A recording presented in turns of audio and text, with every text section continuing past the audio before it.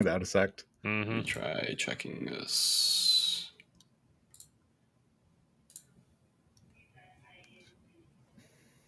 Oh wait, we lost.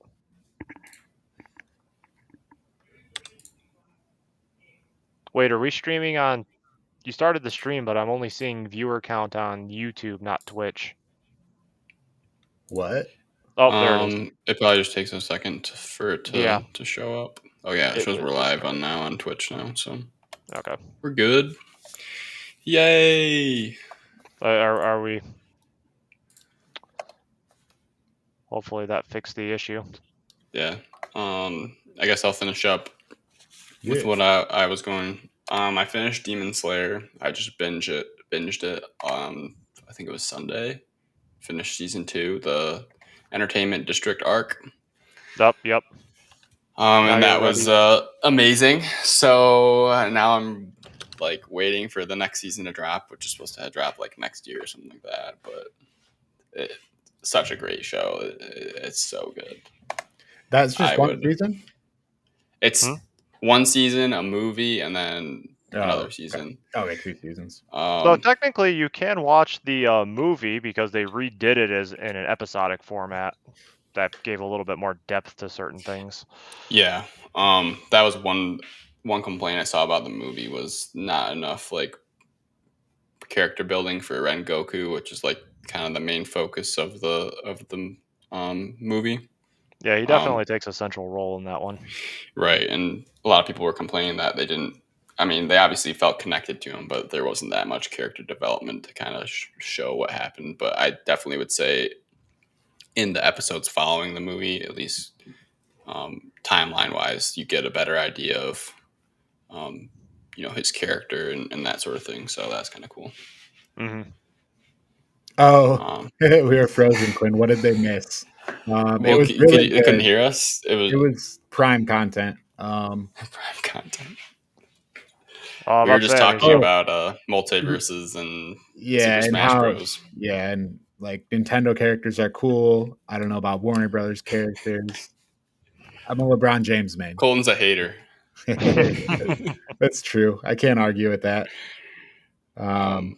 Yeah. Well, yeah, watch Demon Slayer.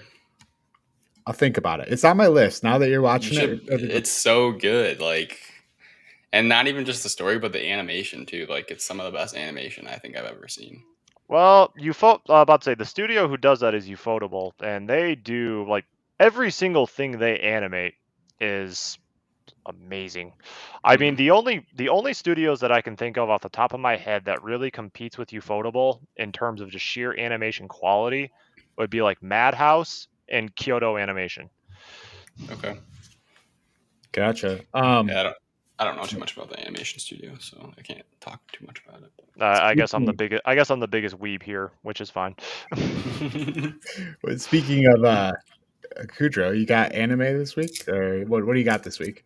I feel like I've been in maximum weeb mode for like all week. So, I mean, I've got, as far as anime, I've been watching Ranking of Kings on Crunchyroll, which has been actually really good so far. Effectively, it's a political drama about this prince. His name is Bochi, who's deaf and consequently can't speak. So he communicates through sign. The very select few people in the cast who know sign language, communicate to him using that way. But he's also like this really weak kid. Like, you see him like struggling to pick up even like basic things like rocks and such. And so, like, because of this kid's numerous disabilities, like, he tends to be like looked down upon by the retainers of the royal family, the citizens of the kingdom, even his own like stepmother and father are just kind of like, this kid's a bit of a disappointment.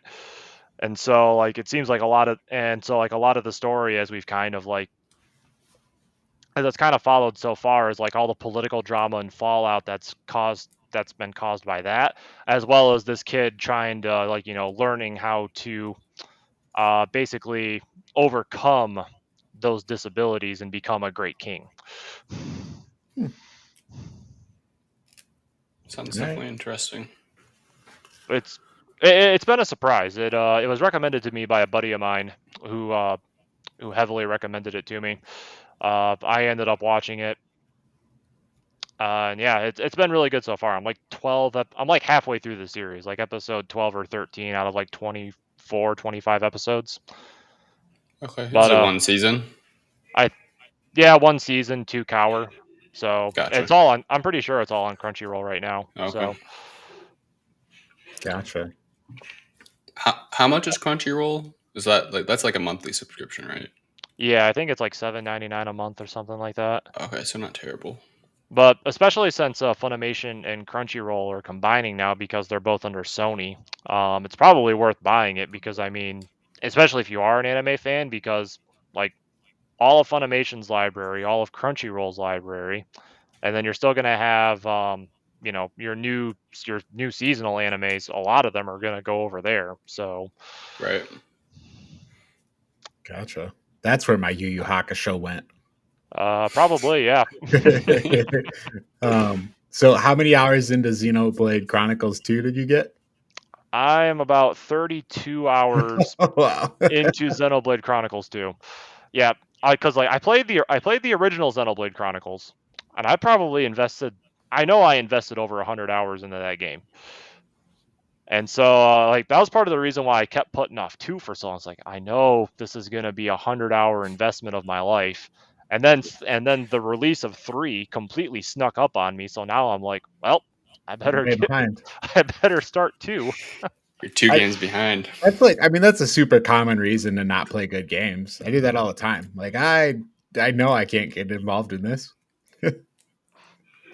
But yeah, I mean, I can say I've been enjoying the game so far. I mean, it's definitely an anime game. It still spouts some of the cheesy lines you hear from anime at certain times. But I mean, the combat's very interesting.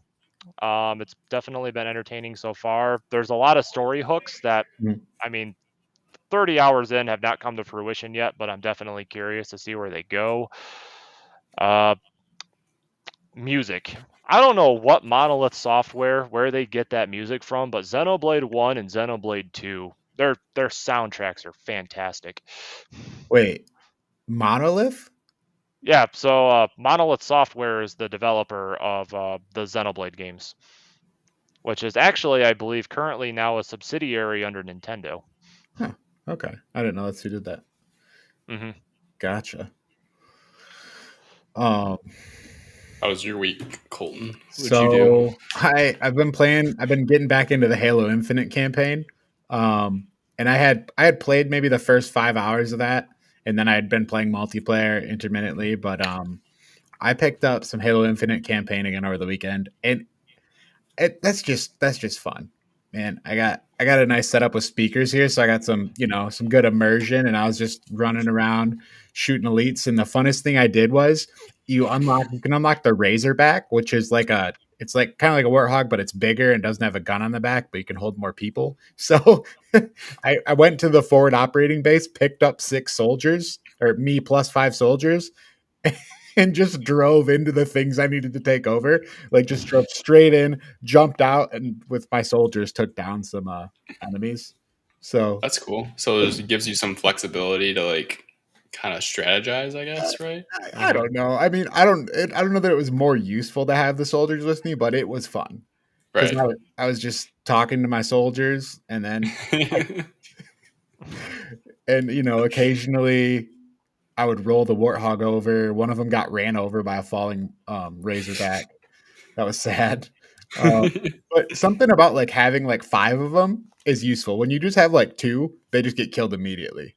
But if you get enough of them, it must confuse the AI, and you can they help me out a little bit. But there's so much hate towards Halo Infinite, it seems like, and I don't quite get it. Like I feel like it's a very good. It's like the best version of Halo you could play in terms of the combat, like in terms of the actual game mechanics.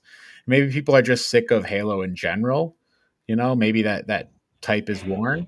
I don't know, because I guess my question is like, what is the focus of the hatred? Is it like is it on the multiplayer, or is it on like the single player campaign? I feel like there's Because a general disdain and like trash talk towards it a lot. But I've had a I lot of fun with it. I think it's the multiplayer. At least that's what I've Uh, been seeing. I oh, think. like the unlock stuff. Yeah, I guess the unlock stuff's kind Well, of I was just gonna say I think it was more towards like they haven't been going on their promises of like releasing more maps and like oh, continuously like updating the games I gotcha. or the Mhm. game. I mean, I don't know about the pay to or not pay to win, but like the cosmetics and stuff like that. I know like that's usually an issue, but Yeah, the yeah, annoying thing about the cosmetics, the people were complaining it takes too long to unlock stuff. But to me, the annoying thing about the cosmetics is the way it's not very customizable. Um, you unlock like armor cores, then you have to unlock things that specifically apply to that armor core. And then for the color of the armor, you unlock like a color swatch of like 3 different colors, but you can't like customize the colors really. It's just like you can get these different swatches. And I'm not sure gotcha. why they went that way. Maybe it was to try and entice people to want to unlock more. Because I haven't unlocked a lot from the multiplayer I've played. So I don't know. It's like it would be cool if I did, but it hasn't deterred me from the fun of playing Halo as much. Mhm. Um, from the chat, Stay Dencho 8. I think Halo fans have these huge expectations because of the lore and how great the nostalgia games were.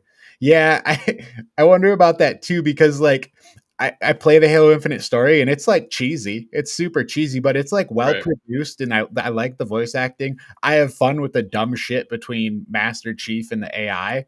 But I also feel like I mean maybe Halo 1 through 3 stories were like a little higher brow, but I don't think they were like that extravagantly amazing plots compared to this. Um, right. Halo, I feel like Halo 3 got a little wild. Hmm. Well, for like the old Halos, like they didn't release like new map. It wasn't like a live update, right? Like that They wasn't a thing, right? I don't they Or added the map. DLC or no? I believe they added maps to 3. I think I, they might have. Gotcha. I think they they did had, it with Reach too. yeah, they definitely did after that. I don't know if they did with 2. I feel like 3 had maps cuz like I feel like Right, Guardian was like an added map. right. I don't Well, I guess what I'm thinking is like nowadays for first person shooters and games of these types, the publishers and the developers they're adding maps at a more frequent rate to Mhm. kind of keep the game alive, I guess. Right. And I think that's a lot of the frustration that I've been seeing, at least like in the news and stuff like that. They're like, the players are essentially like, the game's been the same since it's been out. Like, why aren't you adding new maps or new game modes and stuff like that? And a Right. lot of people like, and I can see how that could be frustrating. Like, I play Halo every once in a while, and it's the same maps that I played when Yeah, it first came out. sure. Um, but it's still a lot of fun to play, competitive. So, Mhm. um, yeah, that's what I've been seeing. I don't know much about the single player because I didn't buy the campaign. I just played Oh, the multiplayer. it is on Game Pass too. Oh, okay, so maybe I'll maybe have to check it out. But I've definitely seen a couple stories about people being frustrated with the multiplayer, and not adding new maps or whatever they promised with the whatever game plan they had. Yeah. So Hmm. All right, shall we move into our ranking of Monster Hunter World? You guys want to do that now? yeah, sure. All right. So, let's get our screen set up here. This is part of the first episode of our ranking of series, ranking of loot grind RPGs. Um uh Monster Hunter World, and this is a games like Monster Hunter World where the definition of the game is kind of built around constantly looting, upgrading stuff, grinding. I mean, other examples that I feel like would kind of fall in this category, like your Destiny 2, I feel like it's kind of like a loot grind RPG, also an FPS. Diablo, kind of like the original loot grind RPG. My personal favorite, Fantasy Star Online. Um, Let's get this image up here. Oh, it's on my camera. um, okay, let's go ahead and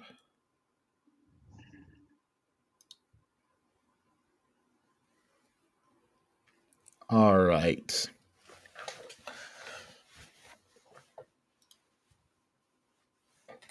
So cool shirt from the chat. Goose Fraba 369. Cool shirt. You're not talking to Quinn, are you?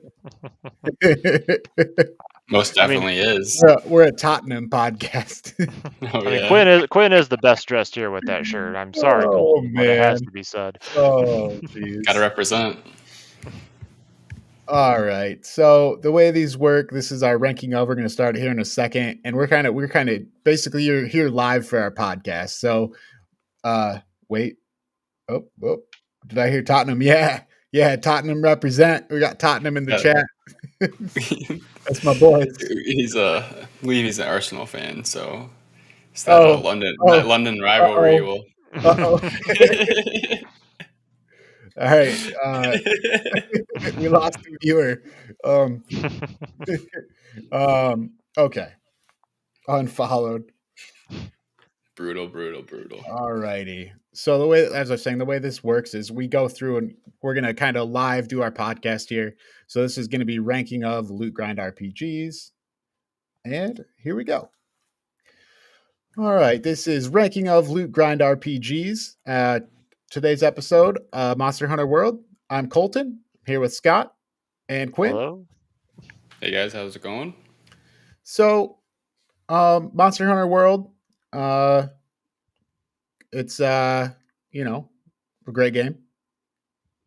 We've been playing it for about 5 weeks now. So we'll kind of get right into it here. We'll start with the story. Story of Monster Hunter World to me, not why I came to Monster Hunter World, and I don't love the story in Monster Hunter World. And I saw a review saying the story was bad, and they gave it a thumbs down. And I was like, I don't know why you came to this for the story, but yeah. How are you guys on the story of Monster Hunter World? Yeah, not the best. It didn't seem like that was the focal point, which I guess is okay. Yeah, I think it does its job in kind of developing the entire world, so it gives exposes you to all the different areas, which I think is important. But other than that, it's kind of cumbersome and overrated in my opinion. Like, you think the story's overrated?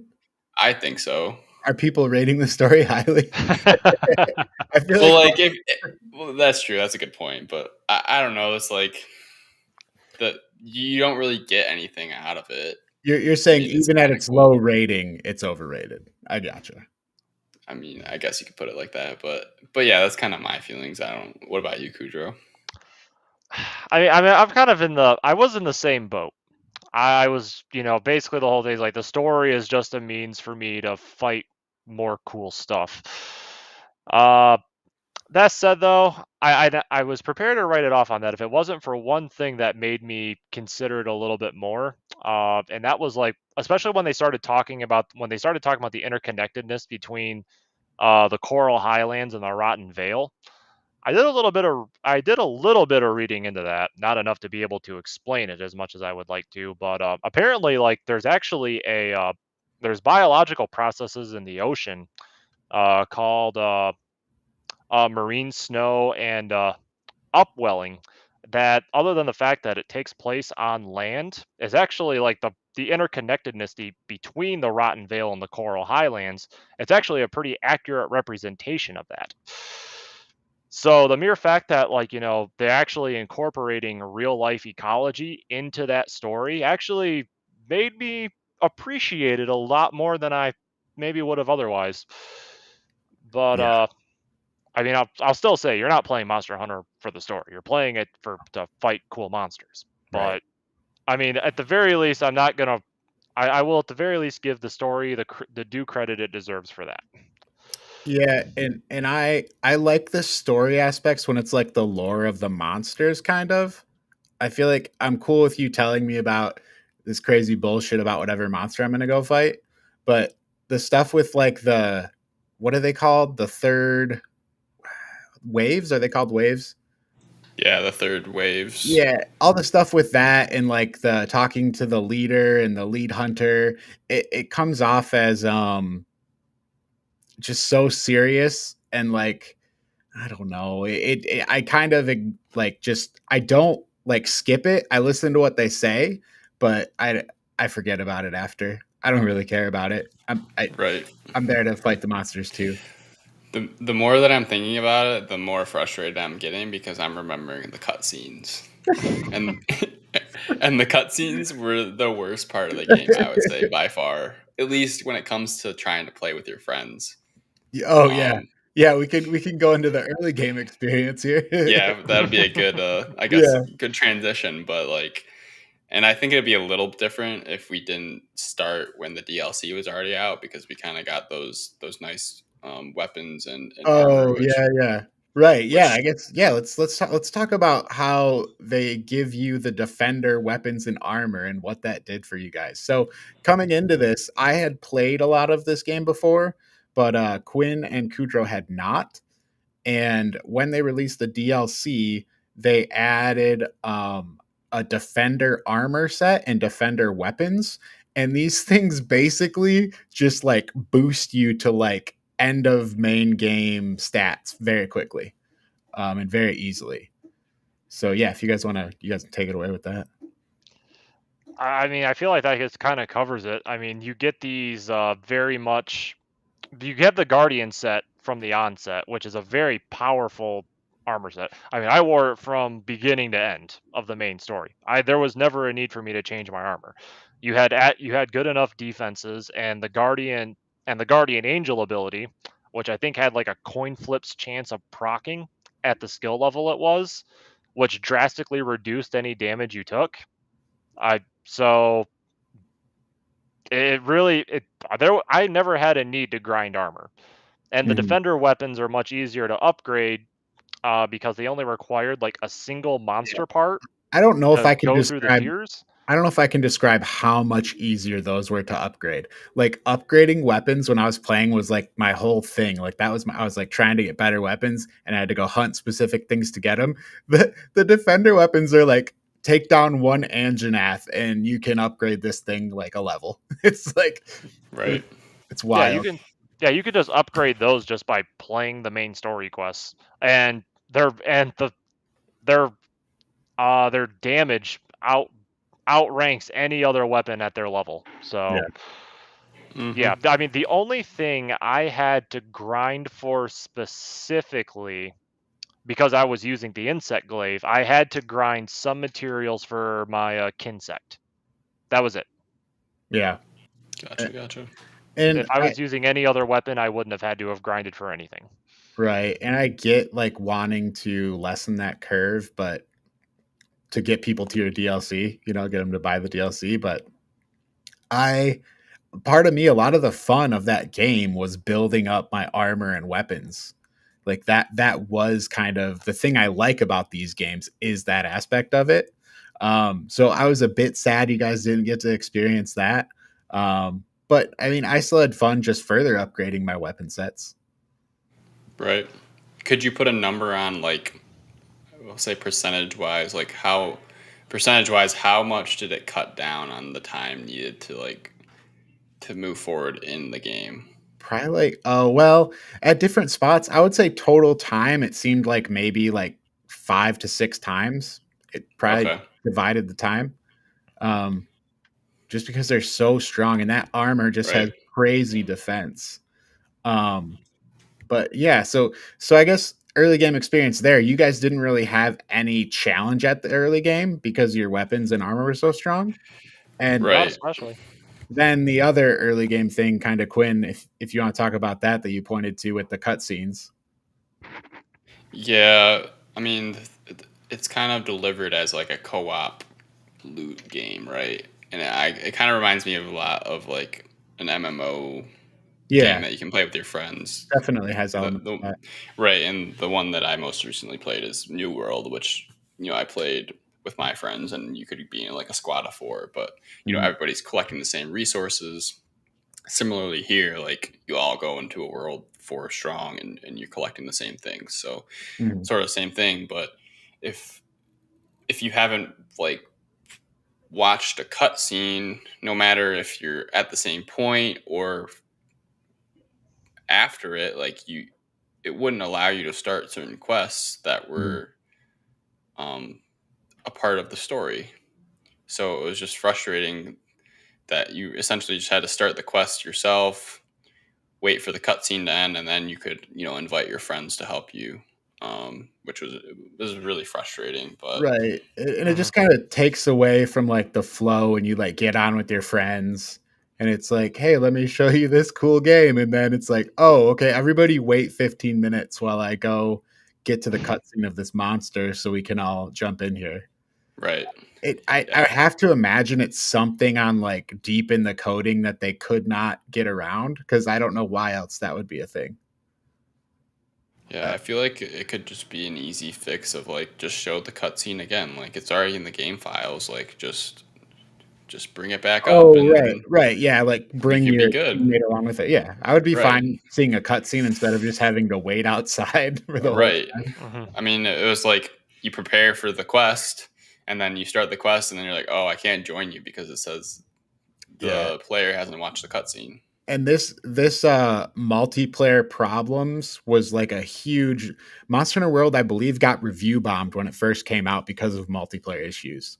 And I was just playing solo at the time, so I never ran into any of it, but when we played, we kinda got to see at least some of the issues, and, I feel like that really kinda took away from the experience early on. It was very, like it made it very disjointed, Yeah, I definitely agree with a that. and then, like, you couldn't do quests together either, it seemed like. I like Well, it depended because like assigned quests, we had the problem that Quinn was talking about, but optional quests or anything like that, like it was easy enough just to sync up and do those together. Right. Right. They definitely did some things really well where like you had said, you had mentioned when we were playing is like if we were doing a quest out by ourselves waiting for the cutscene, you actually could not necessarily leave the party, but you Mhm. could go help someone out without having to Yeah, leave the server, right. which Yeah, is really nice. the way it sets up the world thing where you can all just be in the same one, but on different kinda quests is pretty cool. Right. That is true. Yeah. I think they did some things well, but definitely I would say that's the biggest drawback, especially for a game that's been out for a while and you give added strength of weapons and armor. Right. So, Yeah, maybe they Mhm. could have fixed that too. Yeah, so from there, I guess we can move on to kind of the format of the hunts and kind of how that works. So, I mean, the format essentially is you go in, you're hunting a monster. Depending on your research level, you may have to track the monster a little bit, and then you will get these kind of magic green flies that will lead you to where the tracks are, where the monster is. And then as you level up your research level, if it gets high enough, you can then just see where the monster's at as soon as you enter the map. So for like after you hunt it multiple times, if you're collecting information on it, you'll literally be able to see it when you drop in. Um, and monsters, then you can go and you can fight them, and sometimes they'll run away. And then when they get weak, a lot of times they'll make their way back to their nest. Um, Other things about the hunts, you can sign up for what they like story missions essentially, then there's optional missions, then there's other investigations to hunt certain monsters, and you start off with just hunts that are just single monster, but then as you get further in, you're able to take optional quests where you're hunting like hunt these two or these three monsters in this time limit. So I think it's got cool ideas. Any what do you guys think about that? I definitely think they create so much content, all Mm, these different types of quests for the purpose of looting and grinding. mm, Um, Especially if you're playing with friends, obviously it should take you a little longer to beat the right. monster if you have help. But I yeah, I think the idea is there, and if this game's for you, then it's exactly what you want. Like if you want to go just grind and upgrade your equipment, I think it's a great game. Um, so I would recommend it if you're looking for that type of game. So Gotcha. Hmm. Um, yeah, Kudra, any comments about the hunts? I mean, not really. I mean, they all kind of follow. To me, they feels like they all follow the same basic formula. I mean, you track the monster, you track the monster, you fight it, you kill it, You farm, you hopefully get the materials that you want. The breaking of the parts I always thought was an interesting mechanic, because I mean typically you would have at least 3 or 4 different parts on the monster that you can strike repeatedly to break it for a greater chance to get that material. Mhm. Other than that though, I mean, another way, I suppose, like probably the most interesting thing too was like how the ecosystem worked. I mean, always having like, particularly that damn Devil Joe, Oh yeah, always like, the other monsters interrupting. Yeah, yeah, it's like I like that feature a lot. it's like can be good or bad because I mean sometimes it just completely messes up the monster you're hunting, but then Sure. other times it just and other times it's just now it's just 2 monsters beating the crap out of you. So Yeah. Right. I feel like it's sometimes it's kind of fun though. Like it's really funny to me. Like I'm going, and then all of a sudden you're in a room where 3 monsters are just trying to beat the shit out of each other, and you're just getting bashed around. And I kind of like that can just happen. Um, but Yeah. yeah. I was gonna say one last thing I totally forgot about was the traps, which oh I don't yeah, know. I never really used the traps besides the one story mission where you had to use a trap. hmm So I don't know if it would have been better if they forced you into using traps more often within the story or not. But I don't know. To me, it didn't really seem like I needed to put in the work to use them to my advantage. Like I, we just hack and slash and you can kill the monster.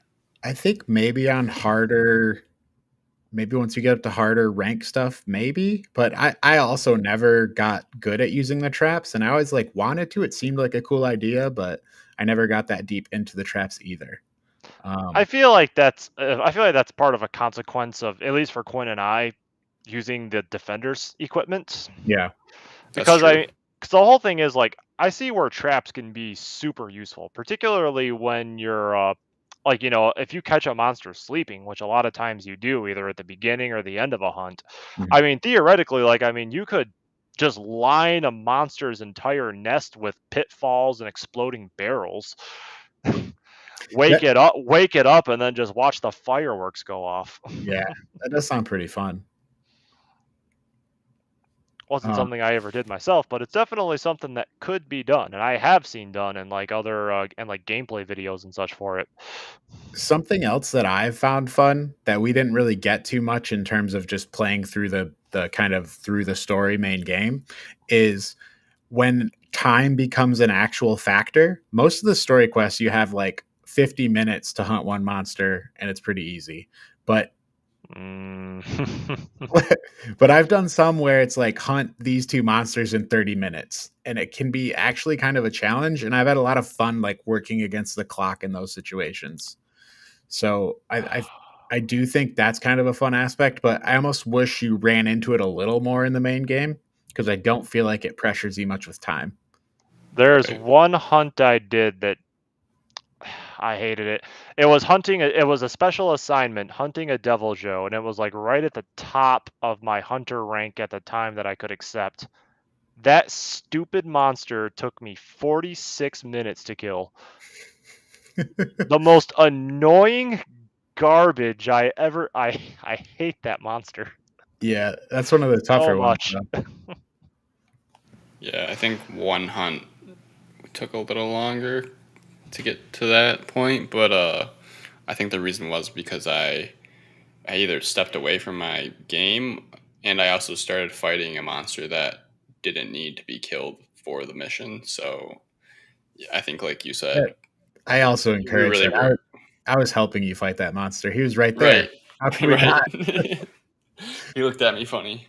I had to beat him up. So Assert dominance. yeah, no, that's definitely a good point. So I guess we'll go in terms of hunting the monsters. The weapons in this game. Um, so in my experience, I had a lot of fun with trying out a few different weapons. I ended up, I think I've tried out like 5 of them, and I've looked at stuff on the other ones, picked out the ones I thought were cool, and I basically used 2 different weapons most of the time.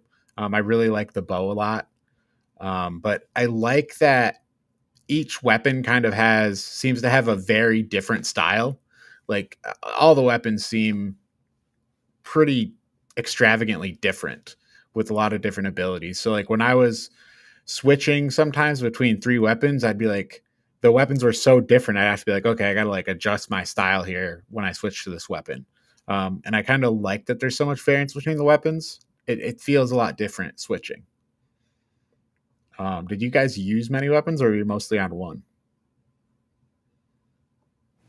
I Go chose ahead, the insect Kudrow. glaive in Yeah. the beginning. I used the insect glaive all the way through to the end. I didn't need another weapon. Okay, right, the defender weapons.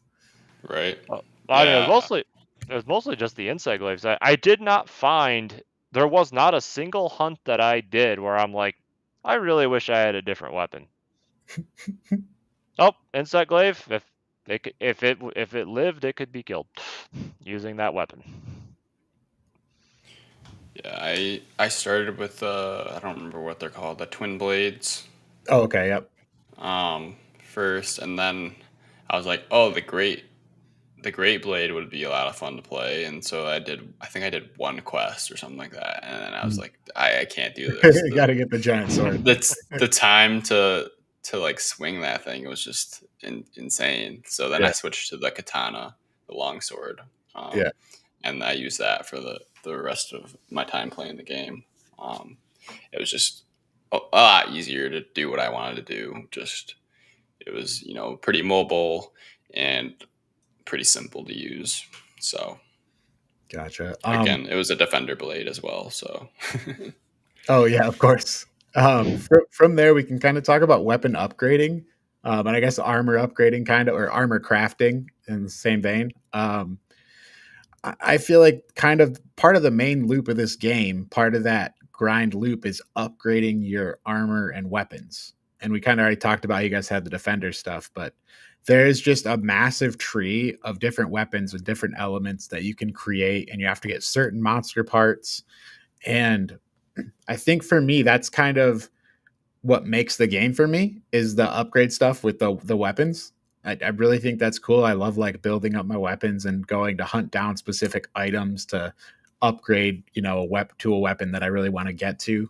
And I feel like that's kind of the drive of the loot and grind for me is I like upgrading the stuff and I like creating the armors and kind of like trying to make my character look cool.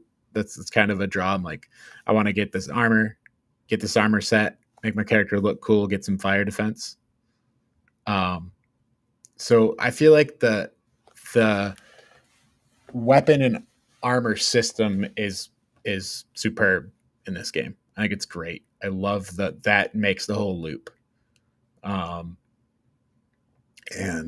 Kudrow, I think you had started to kind of look at some of the armor stuff later in the game for elemental resistances.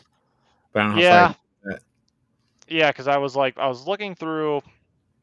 I was definitely looking through certain armors. Like I noticed, like the Nergigante set had like much better defenses than the Defender set. I was looking at like some of the others just for like certain elemental defenses because I noticed like by the end, particularly I'm actually forgetting the name of the monster. The one with a lion head and oh God, what's he called? the fire guy. Yeah, the fire dragon. Not Valhazak. Oh, I can't believe I'm drawing a blank on his name. He's so cool. It doesn't matter. But basically, basically the whole thing was like, yeah, at certain points in the game, it felt like you really needed that elemental defense to match certain monsters, and particularly because so many of them used fire. It seemed like good fire defense became more of a necessity. Now, I still ended up just, going through it with the defender set, but yeah, I could definitely see where elemental weaknesses were a thing. Is the monster Teostra? Teostra, that's the one. Yeah. So for me, playing solo without the defender gear, getting that elemental resistance was key for some things. At one point, I wanted to upgrade to a particular sword, and I had to go hunt this creature, Tobi-Kadachi, who had electricity. So I built out electric armor to then go fight him, and it went way better once I had the electric defense. Mm-hmm. So just kind of an example of that system. So from there, we can kind of go into the layout of the systems. So I think this is kind of a spot for me that is an annoyance in a way, because I feel like there's not like a super easy way to get to all the systems very easily. Um, and it's like I'm always running around trying to find different people that like you talk to one guy in one particular spot, and then you got to go to a wildly different spot across to do something else specific. And I almost wish there was just an easier way to work with all those systems and have them all right in front of me instead of having to like talk to the captain guy and walk to. I just felt like some of those I would just like miss and forget about. Um, but did that bother you guys at all? Or are you fine with that setup? Um, I definitely can see how that's an issue. I didn't get too deep, but a lot of it was pretty overwhelming. Being my first time playing Monster Hunter, just the sheer amount of people that you can talk to and the different things that they can do. Yeah. So it didn't really like draw me in per se as much as maybe it should have. But in terms of this, you're talking about like In the systems in general? yeah, You're this talking is about like in item the systems as well? kind of like in the lobby, like for example, like the system where you can cultivate different things from the botanical Okay. garden. And sometimes I would just forget they existed, and they're just Right. kind of off over in this spot. And then like the captain guy you got to talk to who brings back materials every time he comes back Right. into Yeah. port, or like the trail rider safari where you can send like cats out to get stuff for you. Hmm. Um, and sometimes I'd like remember the thing I wanted to do, and I'd be like, wait, where the hell was this person I need to talk to? Um, it just I don't something about it feels not streamlined when I'm trying to do stuff. Um, and maybe some people like going to, and out to different places within the lobby area, which I guess would be fine. I just wish it was something about it was organized differently. I don't know why, but there's something about it that kind of annoys me a little bit. It doesn't feel streamlined. Um, Yeah. I can see where you're coming from that because there's a lot happening even in that lobby area. But I definitely understand what they're trying to do.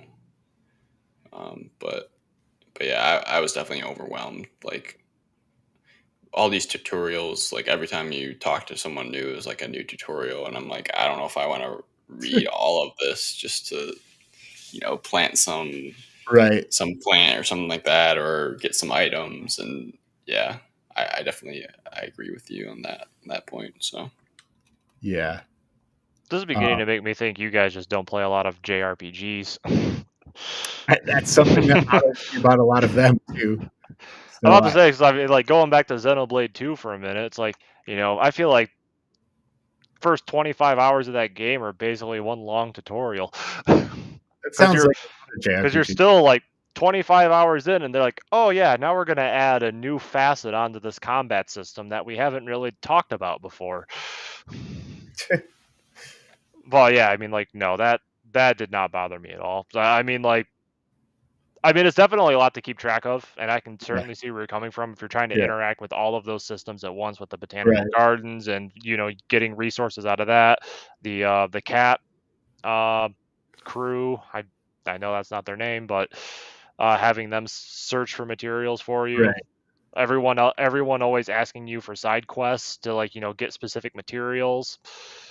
But yeah, but that I feel like everything is laid out organized well enough to where you can keep track of it. And as far as what Yeah. the home base itself is nowhere, it's not. I feel like the base itself isn't like laid out in a complicated way. It's pretty Yeah. straightforward where everything is. It's like So you could do it. It just I don't know. I wish something about it just doesn't work for me. It's just I guess it's just a personal thing of mine. I can't say there's necessarily anything wrong with it. your standards are too high. Yeah. I think that might be it, Colton. Um, So I guess let's move on to the later game experience. So we had talked about the early game and kind of some of the stuff there. I felt like when we were playing later game, I was having more fun with the stuff we were doing. It seemed like the monsters were finally able to maybe put up more challenge to your gear. Um, and there was less of the waiting time for cutscenes and to join up on missions. Hmm.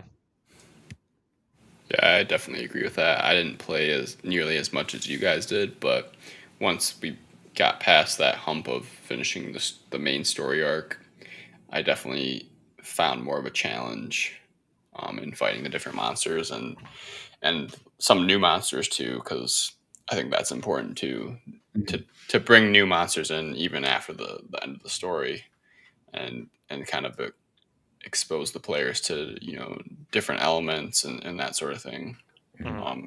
just to drive that gear upgrading and um, mechanic and stuff like that. And I think that was a really good um, touch by them. So Yeah, no, I feel it feels like post game is where Monster Hunter really begins.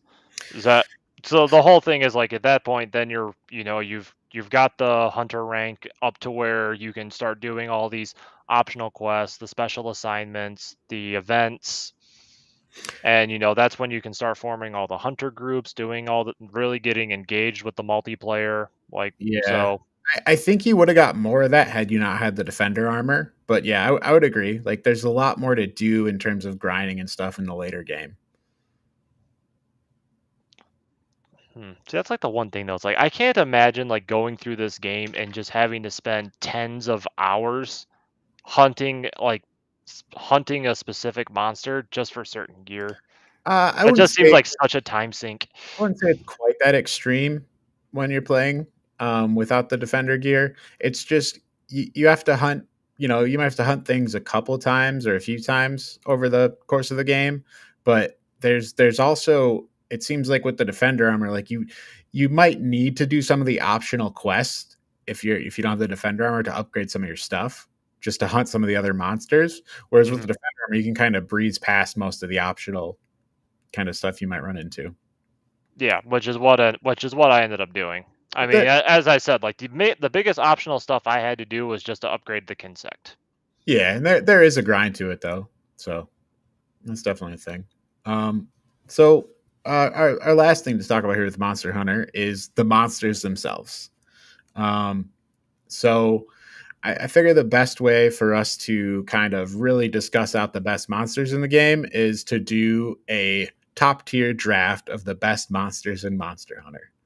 So I can get a random number generator here to decide who's going to start us off.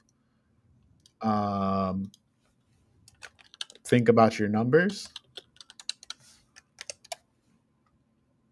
All right, Kudrow, pick a number between 1 and 10. 8. Okay. Okay, and Quinn, pick a number between 1 and 10. I'll go with 2. All right, we'll see whose number comes up first. And there's a 2. All right. So Quinn, you will go first, and we will go clockwise from there. So we'll go through and do a snake draft here. Um, so the person who picks third in the first round will pick first in the second round. Um, and we're only doing monsters from the base game, um, not Iceborne. So, Quinn, I linked a page with all the monsters so you could have them all right in front of you. Go ahead and tell us about what you're picking with first overall in the monster draft. I think I gotta go with Nergigante. It's like the most Yeah, badass in my opinion. that's a good 1-1 pick. So I was between that or the Zora Magdaros, but I don't know. I think Nergigante is a good number one pick. Kind of boring. Though. It's just a big blob. Right. The only reason I was considering it is because it's like the entirety of the story and it kind of opens up everything. But Yeah. yeah, so All right, Kudrow. That makes No, you. Very disappointed because I was definitely gonna pick Nergigante. I mean, thing eats elder dragons. I feel like we could just end it right here. Every other monster is just food for the Nergigante. I mean, his armor set's pretty cool. I will say that. It's a little too spiky for my aesthetic tastes, but it's definitely got good stats. I feel okay. If Nergigante is off the table, I mean, just in terms of pure aesthetics, I really thought Xeno'jiiva was really cool. The final boss of the main story. So I'll take that one. Kudro take Xeno'jiiva. Yeah, he was pretty cool. He had like the glowing parts. But he's also taller than the other dragons, which makes him much harder to hit with some of the weapons. Yeah, I mean, you're basically striking at his feet unless you have the bow or the insect glaive. Yeah, I liked using the bow a lot better against him because of that. So first pick for me, I think I gotta go with a classic dragon. I'm gonna go Azure Rathalos, the blue Rathalos. It's a good pick. I just Rathalos to me is like the standard cool dragon of the game. I mean Rathalos and Raytheon, I guess they both kind of fit that. I think they're more wyverns than dragon. Just gonna throw that out there. But what does that mean? So I mean, wyvern. I mean, so you have the.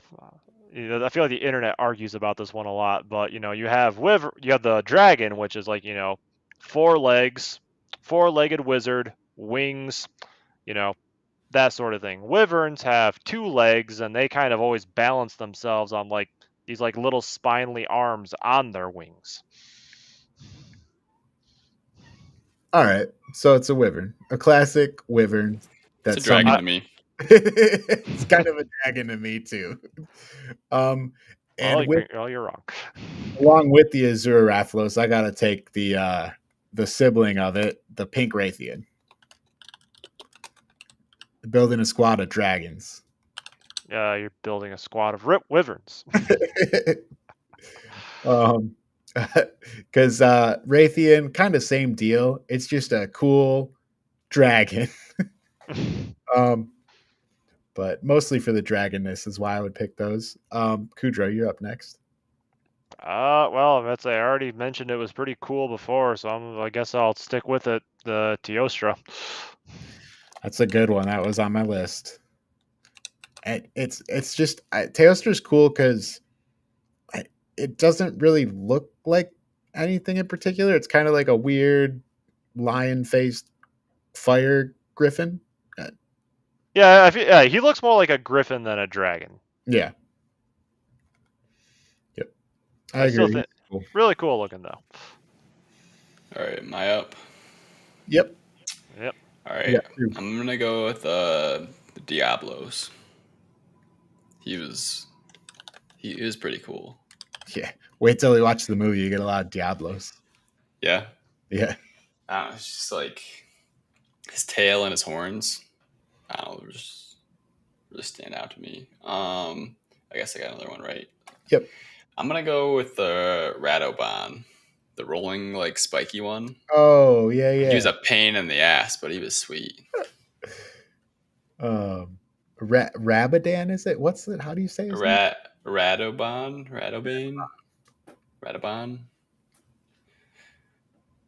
Yeah. You're correct. Yeah, he was pretty cool. Yeah, I feel like I only fought him once or twice, maybe. I never really had run into him again, but I always saw him floating, rolling around in the Rotten Vale, but I think I only fought him once. Kudro, you're up now. Oh, I am, aren't I?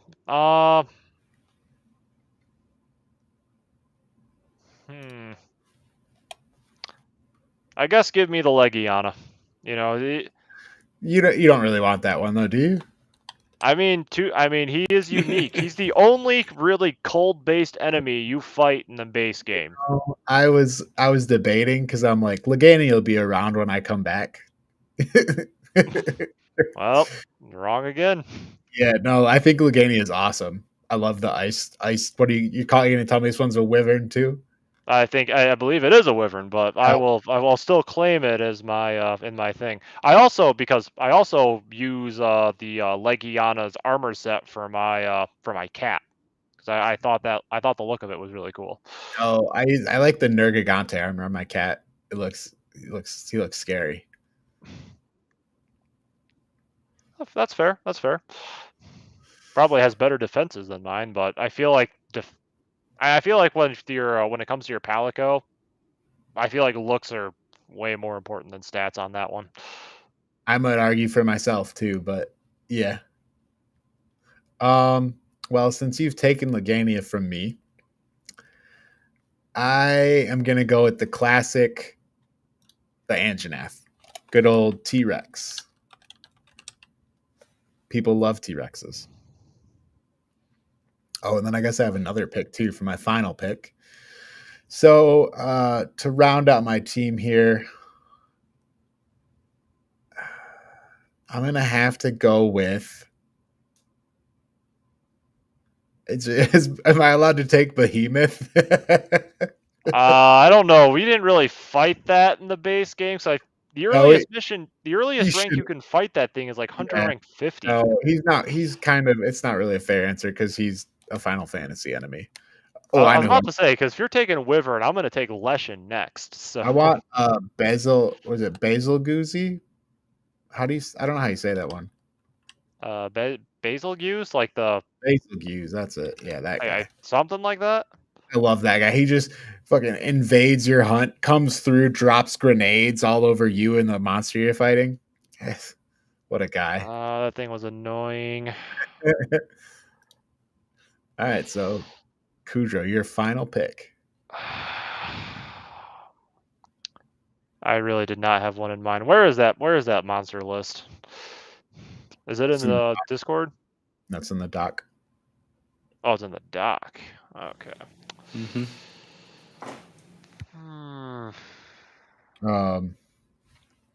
I'm just gonna take a second. So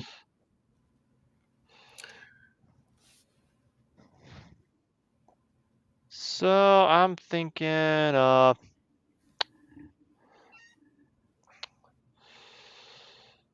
you could have a I think the Great Jagras there. Wait, what was the yeah, I'm gonna take the Kieran. My lightning unicorn. Sure you don't want the Great Jagras? I'm pretty sure I want my lightning unicorn. All right, Quinn, your final pick. I'm gonna have to go with the Kulu Yaku. I was carrying around that rock. The armor for the Kulu Yaku, like the head armor is like a headband with a feather sticking out of it. That's some great armor from that thing. It's got high fire resistance too. Okay. Yeah, I just like the rock. Yeah, he takes a rock and like you can't hit him. Oh right. So annoying. Yeah. But yeah, I farmed some Kuliaku to get fire resistance to fight Anjanath when I played. Okay. But yeah, so further kind of going into the boss monsters or the monsters you fight. We had already talked about Nergigante in the beginning here, but I feel like Nergigante was like probably the hardest fight that you run into in the game. I mean, I thought so. It was the only monster that like just kicked the crap out of me the first time I encountered it. I mean, any other fights that stood out to you guys as a tougher challenge? Oh, Devil Joe. The Devil Joe for the special assignment also beat the crap out of me. Oh yeah, yeah. That's what was the one that we fought that was like in the poison. It was like going in and out of the poison. I think we had a little bit of a trouble with. Oh, See, that was down in the Rotten Vale, right? That was either the Yeah, Great Gyros or the Odogaron. I not don't sure remember. but yeah, the Rotten Vale in general, though, you Right, get it's that tough. poison that build up. Yep. Yeah, that's easily the trickiest area to hunt in my experience. Yeah. All right. Well, let's start talking about our overall thoughts on the game here. So for me, I love loot grind RPGs. So the aspects of Monster Hunter of grinding and upgrading, um, huge fan of that. I think the way their weapon system works is great. So for me, I think I want to put Monster Hunter high, but then when I think about some of the multiplayer experience stuff and the way some of the systems just, I wish they were more streamlined. And the Defender armor is kind of a bit annoying to me. Uh, I think that I put Monster Hunter World at a B plus. And I'm interested to at some point in the future play Iceborne and see if that gets any higher of a score for me. See if that kind of cleans up some of that stuff. But I think I go with a B plus in Monster Hunter. I do recommend playing it if you like loot grind RPGs. I think I'm still gonna play it more. I think it's a great game. Just some of the stuff on the edges, I wish was a little more streamlined or something. But yeah, overall, I like it. Okay, it's a pretty good rating.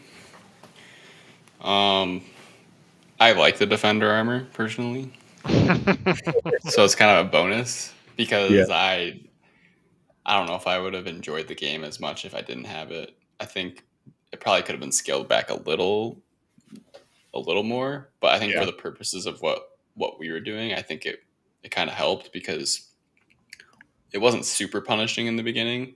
I right. think it could have been a little more punishing because I think it was like the first quest. Like I was getting hit and it was literally doing no damage, and I'm like, oh, I think I got like a false sense of safety and power from the game to where it wasn't as enjoyable as it could have been. You know, not Right. much of a challenge. It's very easy, and it's not the first ones aren't hard, but I feel like with the Defender armor, it's just It's there's trivial. It's trivial. Let's just be Right, honest. right. But it did help me get used to the game and the combat and kind of the combat systems because I was definitely kind of tripping over myself trying to figure that out in the beginning. So I think there is a little bit of balance issue there, but I think the biggest downfall was that multiplayer aspect, like Colton had talked about. And I'm not such a big loot grind RPG fan, so overall, I definitely would keep playing it, especially if if I have people on that are playing it as well. I think it's enjoyable to play and stuff like that. But I think right now I put it at a C plus. I think it's a solid game. But again, the multiplayer aspect and I think just the personal opinion of kind Mhm. of grinding loot isn't my style. So I think C plus B is right around, but I think I have to go with the C plus. Gotcha. Kudro. I gotta be honest. I feel like you're both criminally underrating this Oh, title. really?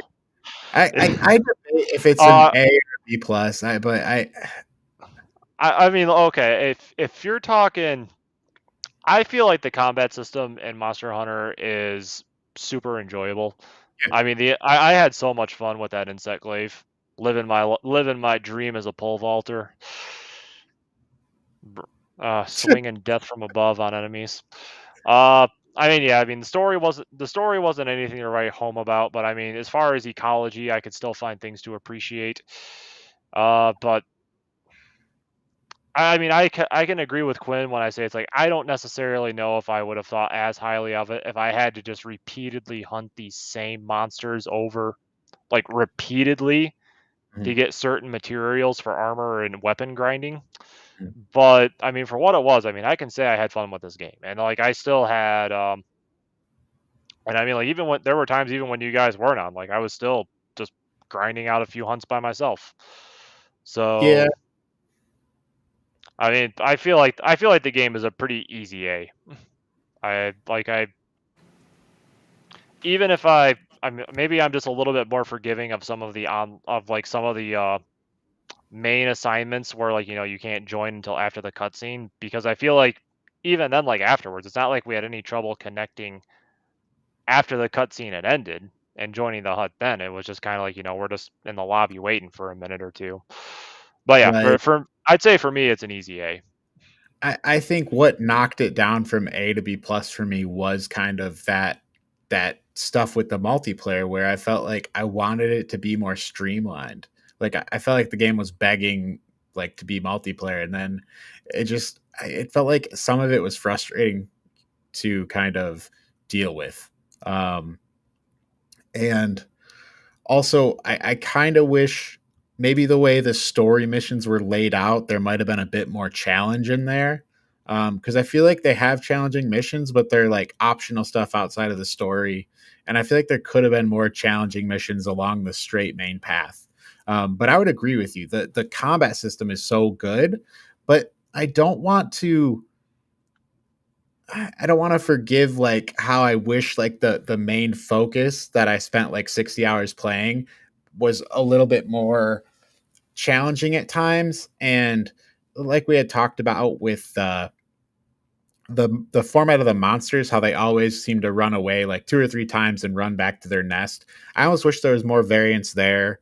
um I wish that some of the trap usage maybe was, I don't know, more forefront, or because I felt like I never really got into that, but I wanted to, but I felt like the game didn't lend itself to kind of getting into some of that stuff. And Monster Hunter World is a really complicated game, so I'm sure that'd be very hard to do.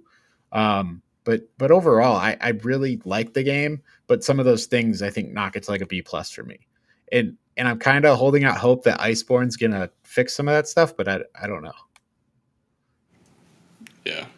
I think kind of expanding on my thoughts, it wasn't necessarily a game that I was like, if I had free time, I was like, oh, like I need to play Monster Hunter. But like, if my friends are playing, like, oh yeah, like I would definitely have fun playing with my friends, Mhm. beating up some Yeah, monsters.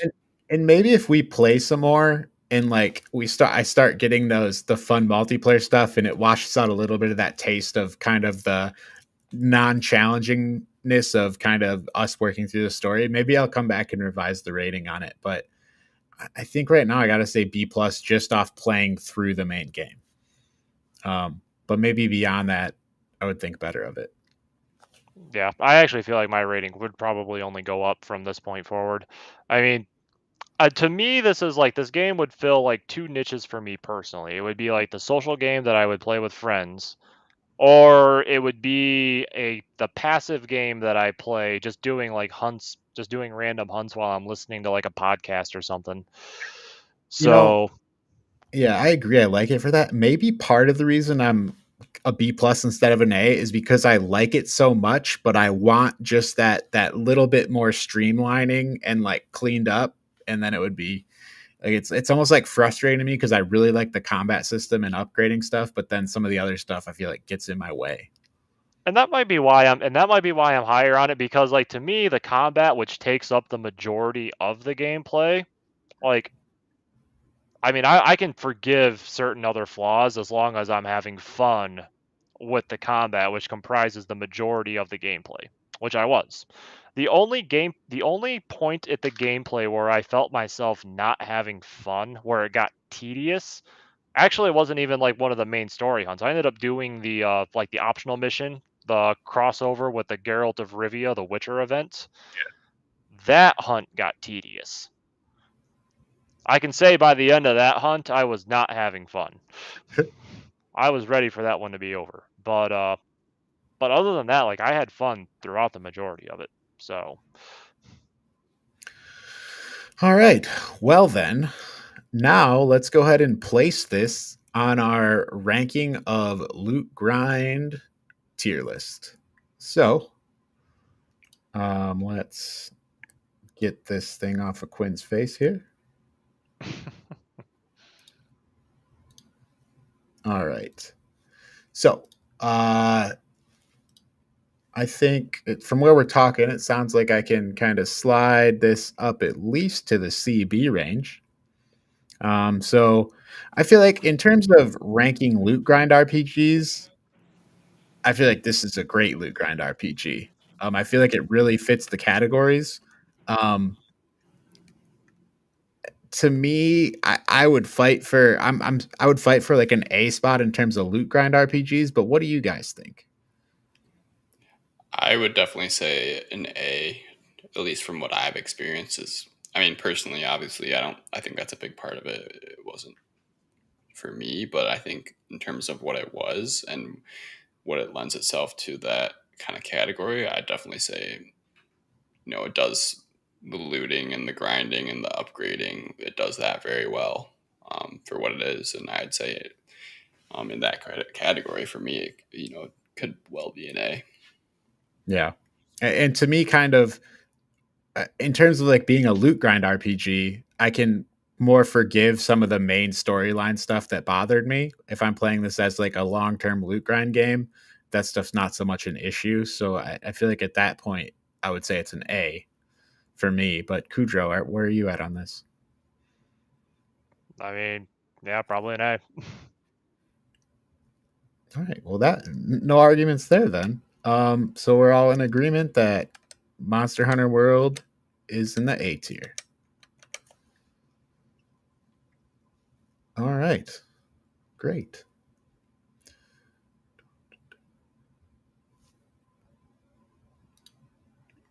Okay. Now I guess we'll go through and do a few segments here. Our world famous segments. Did we have any segments lined up this week? About ranking a cage. Yeah, we could do ranking a cage. I do have Steam review of the week. If we want to do that, we could do that quickly and then go to ranking of cage. Sure, we'll do that. We'll bring in our Josh Lieto, who's going to be here for ranking of cage. Hello, Josh. Oh, we cannot hear you. We are once again with technical difficulties. All right, so Josh is going to work on his audio. And while Josh is working on his audio, we will do Steam reviews of the week.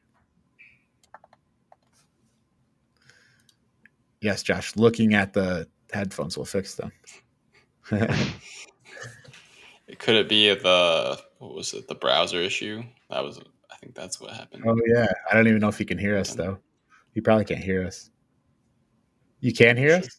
Oh, did you check the browser or did you check your sound card? Like reconnecting it? Because we can't hear you. He'll get it. Yeah, okay. So Quinn, what's the format for this? Are we doing the thing where we read reviews until we Yeah, so I'll do I have three cards lined up, or 3 reviews lined up. So I like the idea of kind of going vague to specific.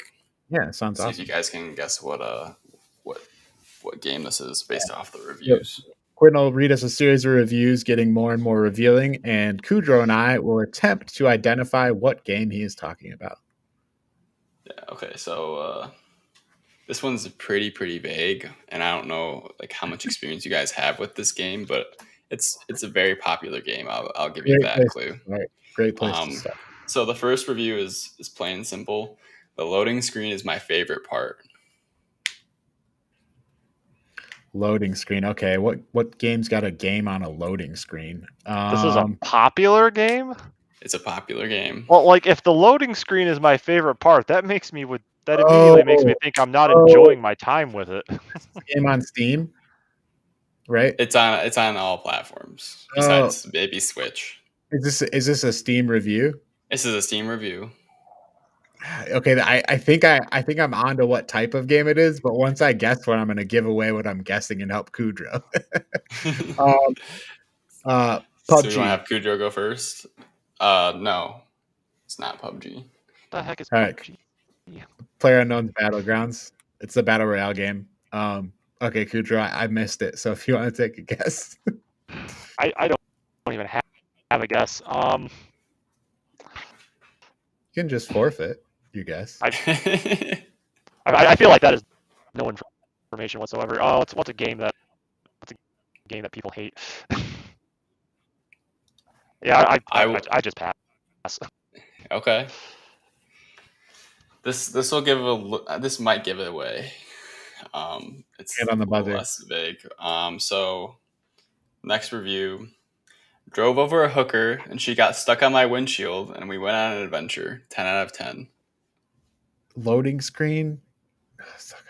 I mean, that just makes me think of Grand Theft Auto. Right, but the load. I don't think there's like a loading screen. It's a popular game, and Grand Theft Auto Online is super popular, but the loading screen thing. I don't. What's the? I mean, that's my guess. I'm sticking with Grand Theft Auto. I'm not gonna give a number because I'm sure there's like 3 or 4 of them online Steam. Are you telling us if he's right or not? I need. Yeah, I mean it's Grand Theft Auto 5. Okay, so it's the online portion. All right. So yeah, the loading screen is pretty popular because there's usually it's between going into different parts of the stories, like whether you're loading into GTA Online, like there's a loading screen card that kind of switches, and there's usually scantily clad women that are either. Okay, I gotcha. I was trying to think of the GTA loading screen. I'm like, what is so special about the GTA loading screen? There's little graphics. It's kind of funny. Well, I want to read the last review though because it's pretty funny. Yeah. So the last review. Created my character, went and bought a mask, robbed a store with a pistol that had no ammo. Store clerk noticed gun was empty and shot me several times. Then I went home and played GTA. It was pretty great. Wow. Kudro, try unplugging and replugging in your mic. Maybe that'll fix it. So we have Josh joining us soon, and once he does, we are going to be doing part 3 of Ranking of Cage, where we are going to be talking through and ranking Leaving Las Vegas, which I actually pull up in front of me. Yeah, so in this in-between time here, let's talk about cool and entertaining things. Kudro, you got any jokes for us this week? He doesn't have any jokes for us. We lost Kudro's audio now. Losing everybody. Did you see the No Death Lasso run? Oh wait, okay. Halo 2. I had seen something about like some impossible run, but what are the details? I didn't like read what it was about. So I'm not a big Halo guy, but apparently there's a run where you do what is it? It's Halo 2. Moist Critical was like if you can beat this essentially the campaign on Legendary, I believe it is. Can you hear me? Yeah, we can hear you, Kudro. Can you hear us? Yeah, okay, we're good. He's back. All right, as you were, Quinn. Legendary, all what's the word? It's like the bonus things that you can attach to your guy, or not bonus things, but like the skulls. What? Yeah, all skulls. Yeah. Legendary, all skulls except for one of the skulls or something like that. Without dying, which is like apparently was like impossible. It's hard. Like people. Yeah. Right. So Moist Critical essentially threw out a challenge to win $20,000 to anybody who could do it, and someone did it. I believe it was yesterday. A streamer. And I guess the only way it was possible is they found a new skip. In the game. Gotcha. So he did it in like I want to say 6.5 hours or something like that. The total run. Yeah. And it included a bunch of different, skips and stuff. and just crazy stuff in the game where the only way you'd know to do it is if you had played, I don't even know how many hours of the game. Yeah. Well, So I really like watching like things where people talk about stuff that speedrunners do and all, Right. but I can't imagine ever being the person doing that. Like I don't know if you guys ever heard of a Summoning Salt. It's a YouTube channel, great YouTube channel. But he basically, it's like 45-minute videos where he talks about the history of speedruns of different games. And you're just watching this guy who's like on his 800th playthrough of Sonic Adventure 2 Battle, and he's all the way in the last level and he like miss jumps, and it's like, oh well, we got to start the whole over. game. Right. But yeah, speedrunning, man, what a dedication. It's impressive. It's definitely a cult following for a lot of games as well. I think we have Josh here. Josh, hey guys, what's up? Can you hear me? There we go. Welcome to the Hey, show. I just had to restart my computer. Sweet. Well, it worked. How's it going, everybody? Good. How are you? Good. We're here to talk about leaving Las Vegas, right? Yep. I'm gonna get it set up right now. So get that, and we'll get our pretty little image right there. Beautiful. All right, let me get my monitor set up here. That's the wrong one.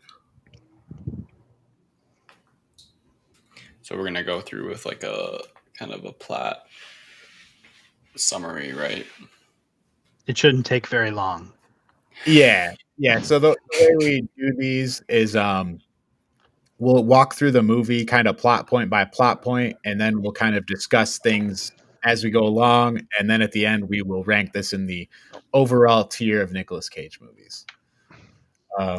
So got this ready, and we're gonna jump into it now. Okay, so you're here for the live recording of our podcast, so I'll just do a quick intro of everyone. All right.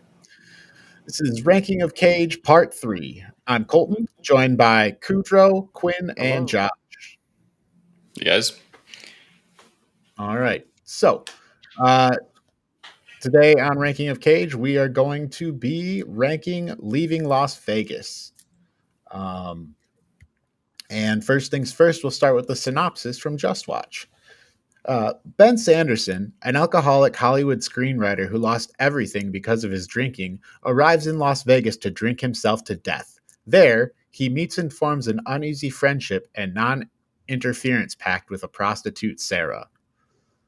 And that's all there is to it. Just Nicolas Cage being a drunk for the whole movie.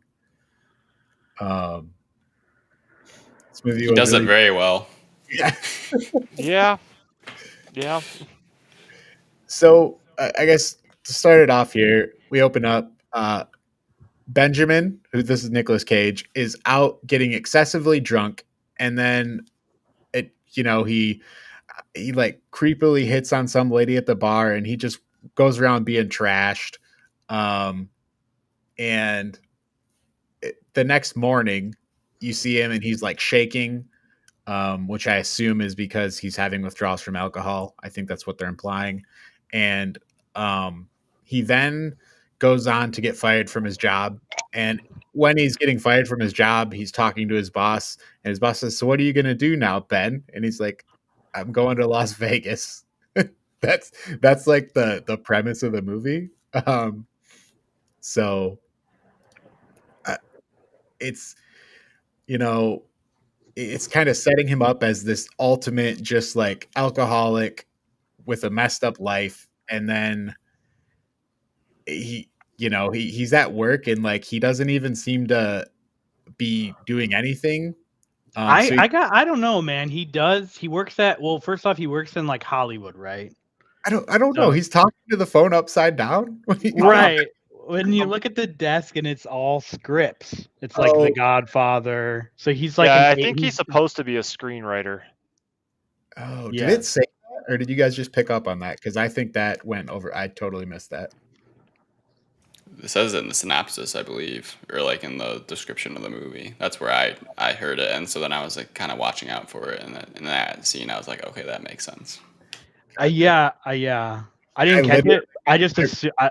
I just assume he worked in the film industry basically, and that works because basically, but it's kind of endearing because he is at work and he's trying to, but he's clearly so Right. wasted and on another planet that he's saying he's talking to the phone upside down and talking about like Disney or something. It's like he's totally lost his rocker. Yeah. Off of his Also, rocker. him being a screenwriter was literally in the synopsis that I read like 2 minutes ago. So, But Let's- I'd go for it. You guys Yeah. take it away. so, also in this scene, there's a scene where he's at the bank and he's like having a fantasy, but he's talking into a tape recorder about talking to the girl at the bank. I was kind of confused why he was talking to the tape recorder. I think it was an idea for a script, is my guess. Like he's like living out his fantasy, and he's like, oh, like this could be a good idea for a movie. Oh, okay, that's what they Or, were saying. yeah, It's like- I don't know if that's true, but that's kind of what I gathered. I assume that's what screenwriters and writers would do, is like they get an idea and then they're like, okay, I need to either write it down or record it, and that's kind of what he was doing. I gotcha. That was such an uncomfortable scene to watch, though, because like he's sitting here saying all this vulgar things into the tape recording. Is like everyone in the line, And they're all It's just just- looking at him. giving him this "what the fuck" look. I think they looked kind of intent though too. They were like, "Huh, wow," and it kind of made me feel like more so like this scene, and not just this scene, but the whole movie is sort of from the perspective of just like someone who's wasted all the time. So Like he thinks they're intent on like what he's doing, but he's just drunk. right, he's just Oh, appearing right. Because through the movie, I was kind of like, these people aren't interested in this, but it's like from his perspective. Yeah. And it's basically, to me, what they did is they kind of made. So for me, the core of the movie is just those two characters on the cover that you have right there. That's everybody else in the movie is a terrible, unlikable, horrible person. Even the good guy, that there's a point at which I can't remember the actress's name who plays opposite Nicolas Cage, but it took me a while of watching the movie, but I couldn't. I was thinking to myself, where have I seen this person before? And I realized that she was Marty McFly's girlfriend in Back to the Future 2. Another great. That was maybe some of the origins of her work, and then she went on to do this. Elizabeth Shue is her name. Yes, Elizabeth Shue. Yeah. So while we're at it, another fun fact, another show she is in is The Boys. Yep. I was looking at her. I'm like, where do I recognize her from? But yeah, so she's I don't know what her name is. Recognizable. She's the one who runs the corporation thing in season 1. Gotcha. Vice president. But yeah. I was gonna say, back to what Josh was saying about how they're the main characters.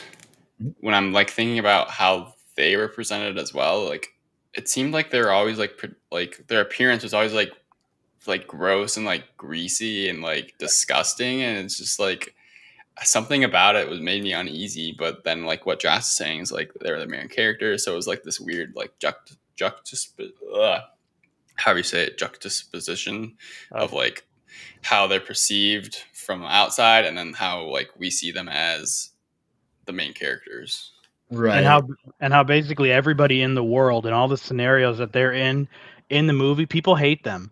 Like they're at a hotel, Nicolas Cage falls and breaks a table, great fail humor, and the person who works in the office comes out and says, you guys have to leave by tomorrow, and don't worry about cleaning this up. Basically, just get out, and I don't even want your money.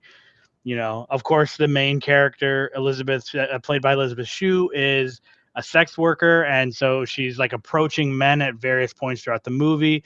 We do meet a man who apparently is at one point who he is he is loyal to his wife, apparently, unlike all other men in this movie. He does have like a sense of purpose and like family and things like that. And he says basically, "Get away from me! Like, what are you? Or, and like I'm not going to pay you money for sex," and or something to that effect. And by the way, I didn't double check, but was that Gunny from Full Metal Jacket? You guys know Gunny, classic. He was a Marine. I haven't watched that movie. It's on my list. He did all those. Did you guys ever watch those History Channel specials where it'd be this old Marine coming up there? He'd be like talking about helicopters, and he'd be like, "The A374 Huey is the best piece of machinery the U.S. Marines have ever had." I think he plays the guy. I'm pretty sure I can't remember the guy's name. He just passed away a couple years ago. But wait, no, I don't think it was that guy. I think it was Gunny. Okay. R. Lee Ermey. Yeah, I don't think that was him. Okay. Well, anyways, even that guy who like you're like, oh, like he's not just gonna like he is just legitimately sitting at the bar having a drink and having conversation, and he doesn't have any ulterior motives to use this woman for sex. Right. Asshole to her and dislikes her.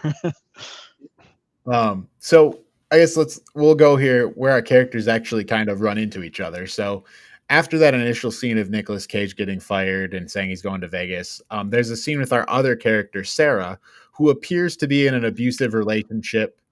And she's talking to this guy, it shows her, and I don't know, he hits her at some point. I don't think it's in that first scene, though. In the first scene, you hear the line, "You don't need to fear me, Sarah, because you and I, we belong together." And it was the whole scene set up as just like you kind of get the vibe like this isn't a great spot for her. So then it kind of comes back, and Nicolas Cage is, after he gets fired, he's at his house and he's just lighting a fire outside and just throwing all his shit into the fire. Because what you find out later is that he's going to Las Vegas to drink himself to death. That is the meat of the idea in the movie, is that Nicolas Cage is going to Las Vegas to drink himself to death, or Benjamin. And let's just are we in the spoiler alert territory now? Yeah, that spoiler alerts everywhere on this. We're going to talk about. Can we just throw the cat out of the bag and say he does die, and is great? Yeah, I feel like it's not great. It's pretty uneventful, but but the movie follows through with the promise. 30 minutes into the movie, I'm like, okay, he's gonna die. Like that. This is what this has to be the end. But the entire time I was watching this movie, I just was literally like screaming internally, "Go to rehab, please, go to rehab." That would be such a drag for him, that character, though. There's one thing, Kudrow, you can't ask me to stop drinking, Kudrow. It's the one thing you can't do in this relationship. That's the condition that he makes on Elizabeth Shue's character. And then in exchange for that, right, there's an understanding that you can't tell me to not do my, work as a sex worker, and I'm going to do, so they kind of have this, they're two characters that are such a cliche.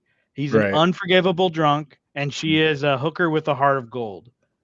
It is their character, their tropes, their archetypes that in this movie they found a way to make these characters sympathetic, and it's through the performances of the actors for me.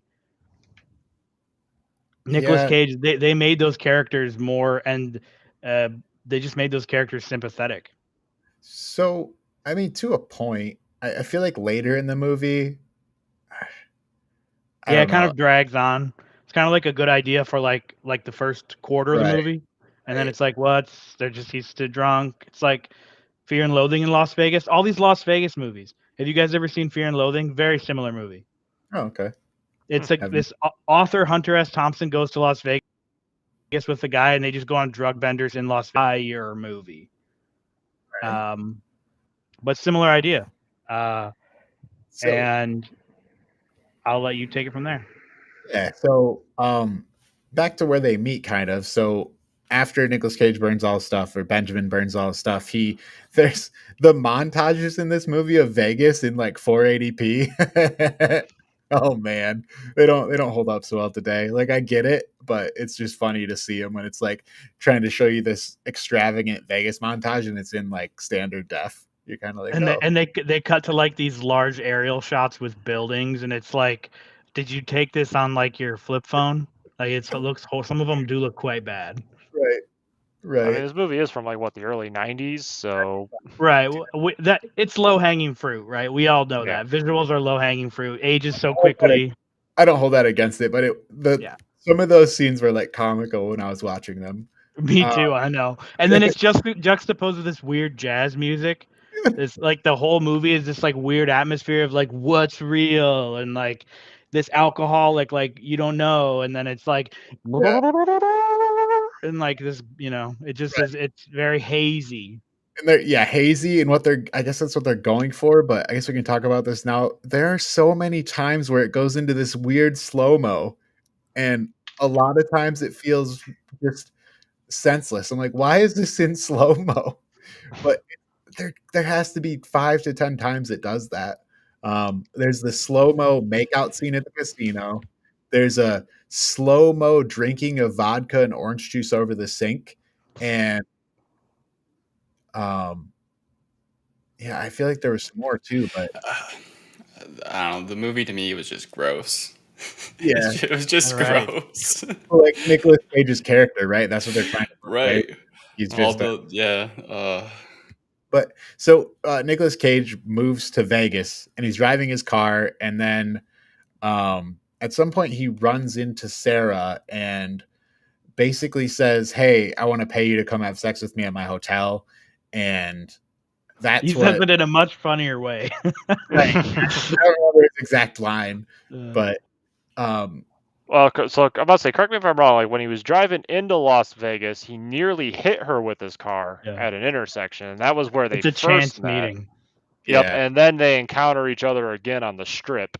Mhm. But I think he's looking for her at that point. He goes back out to look for her because he sees her, stops, comes out of the car, and is like, Mhm.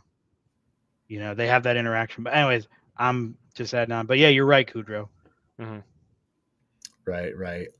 So then they go back to the motel and they end up not having sex because Benjamin doesn't want to, and she ends up falling asleep there. And this is kind of giving you the vibes of, oh, look at they like each other, and then you see her wake up in the morning and like freaking out, like panicking, like she's late for something. And then you see her go back to see her partner, Yuri, or her pimp. Yeah, it was something like that, who's mad she didn't make more money. And this is where he physically hits her. I think, is this where he hits her? Or is this where? Yeah, no, it's Yep. where he hits her. That whole scene was just all sorts of abuse. Right. And then after that, at some point we get to the scene where she goes to see Yuri again, and he is in his hotel room, and he's like he's acting weird. Something's wrong with Yuri, and eventually he says, "You must leave. We can't see each other," or something. Yuri kicks her out. So then Sarah leaves, and when Sarah leaves, you see 3 guys, 2 of them with guns, that are going to Yuri's room. And you actually saw these guys at the gas station when Nicolas Cage was first coming into Las Vegas. I don't. It's foreshadowing, I guess, but you just see them. That's it. Right. And you see them again here, and it appears that they're going to. Well, I think it's less foreshadowing and more so of like a red herring, because it's filmed in a way where it looks like they're following Nicolas Cage, but they're not. Like they don't care about him. They're looking for this Yuri guy, right? You took it as them following Nicolas Cage? No, but I didn't think that they were, because that didn't make any sense. I don't know why these people would be following this To me, random guy. You just saw them at the gas station and they looked kind of like menacing, and that was it. Like I felt like I didn't really take it as anything, but maybe. Oh, I wonder if they were at that point working for Yuri and were following Nicolas Cage. No, they didn't know. Yeah, I'm getting it mixed up. That doesn't make sense. Yeah, because that would have been before he was even there. But I seem to remember them saying he's 30 miles outside of Las Vegas, like they're talking on this massive phone, and they're like, "Oh, he's 30 miles outside of Las Vegas, and he's going there or whatever." But then again, maybe that scene was supposed to be interpreted from Nicolas Cage's drunk mind or something, where he's paranoid or something. I don't know. Anyway, I think it was Yuri was living in LA like we had heard and probably making money out there running the same operation. Then he must have fled or something like that, and he owed them money, like some Eastern European mobsters or something like that. And then they found him, and so that's that's kind of what I gathered. And it's just all implied. Yeah, that he just dies. Right. Yeah. So, anyways, once that happens, Sarah leaves and makes her way to where Benjamin is, and then she goes and stays the night, and actually she convinces him to come back to her place, and then they come to this agreement that she wants him to come stay at her place, but he's like, you can't ever tell me to stop drinking, as Josh had said earlier. This is where you get that line. And basically they kind of come to this agreement. And it's this point, it's kind of weird, like the premise here. So you just have to kind of buy into this, that like she's like, yeah, you're trying to literally drink yourself to death. I think but I guess the idea is that they're both reaching out for someone when they have no one. Well, the other piece of it that we're leaving out is throughout the whole movie are interspersed Elizabeth Shue's characters basically like sessions with her therapist. And so what those tell us throughout the whole movie is that she has nothing, and she's basically just she's just like nobody really cares about her. Right. She's just like a sex object for people, and that's it. Mm-hmm. And she explicitly tells that to Nicolas Cage, and it's clear that the first night, that I guess it's kind of a cliche, like, oh, he goes and gets a hooker, and then like he's too whatever to have sex. It's like a kind of a cliche, but at the same time, he's the only man in the entire movie's universe that's like that, right? Mm-hmm. To her. And I feel like it's like I don't know. I felt like it made total sense that she was just like, I'm just gonna stay with this guy now. Like he's got a month, and like he's got money, and like also he seems to actually listen to me and care about me, like, and my pimp's Ned. So I'm gonna this is all, and essentially that's all she has. But really easy to sympathize with a character who has nothing though. So and then kind of two other things that happen around this same time.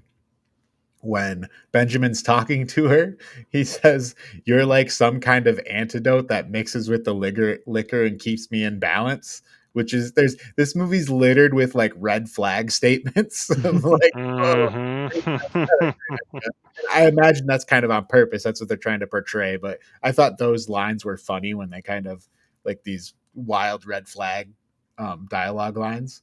And then when Benjamin's going to stay with Sarah and he's packing his stuff, he can't fit the clothes in the liquor he has, so he just throws out all his clothes to take a bag full of liquor.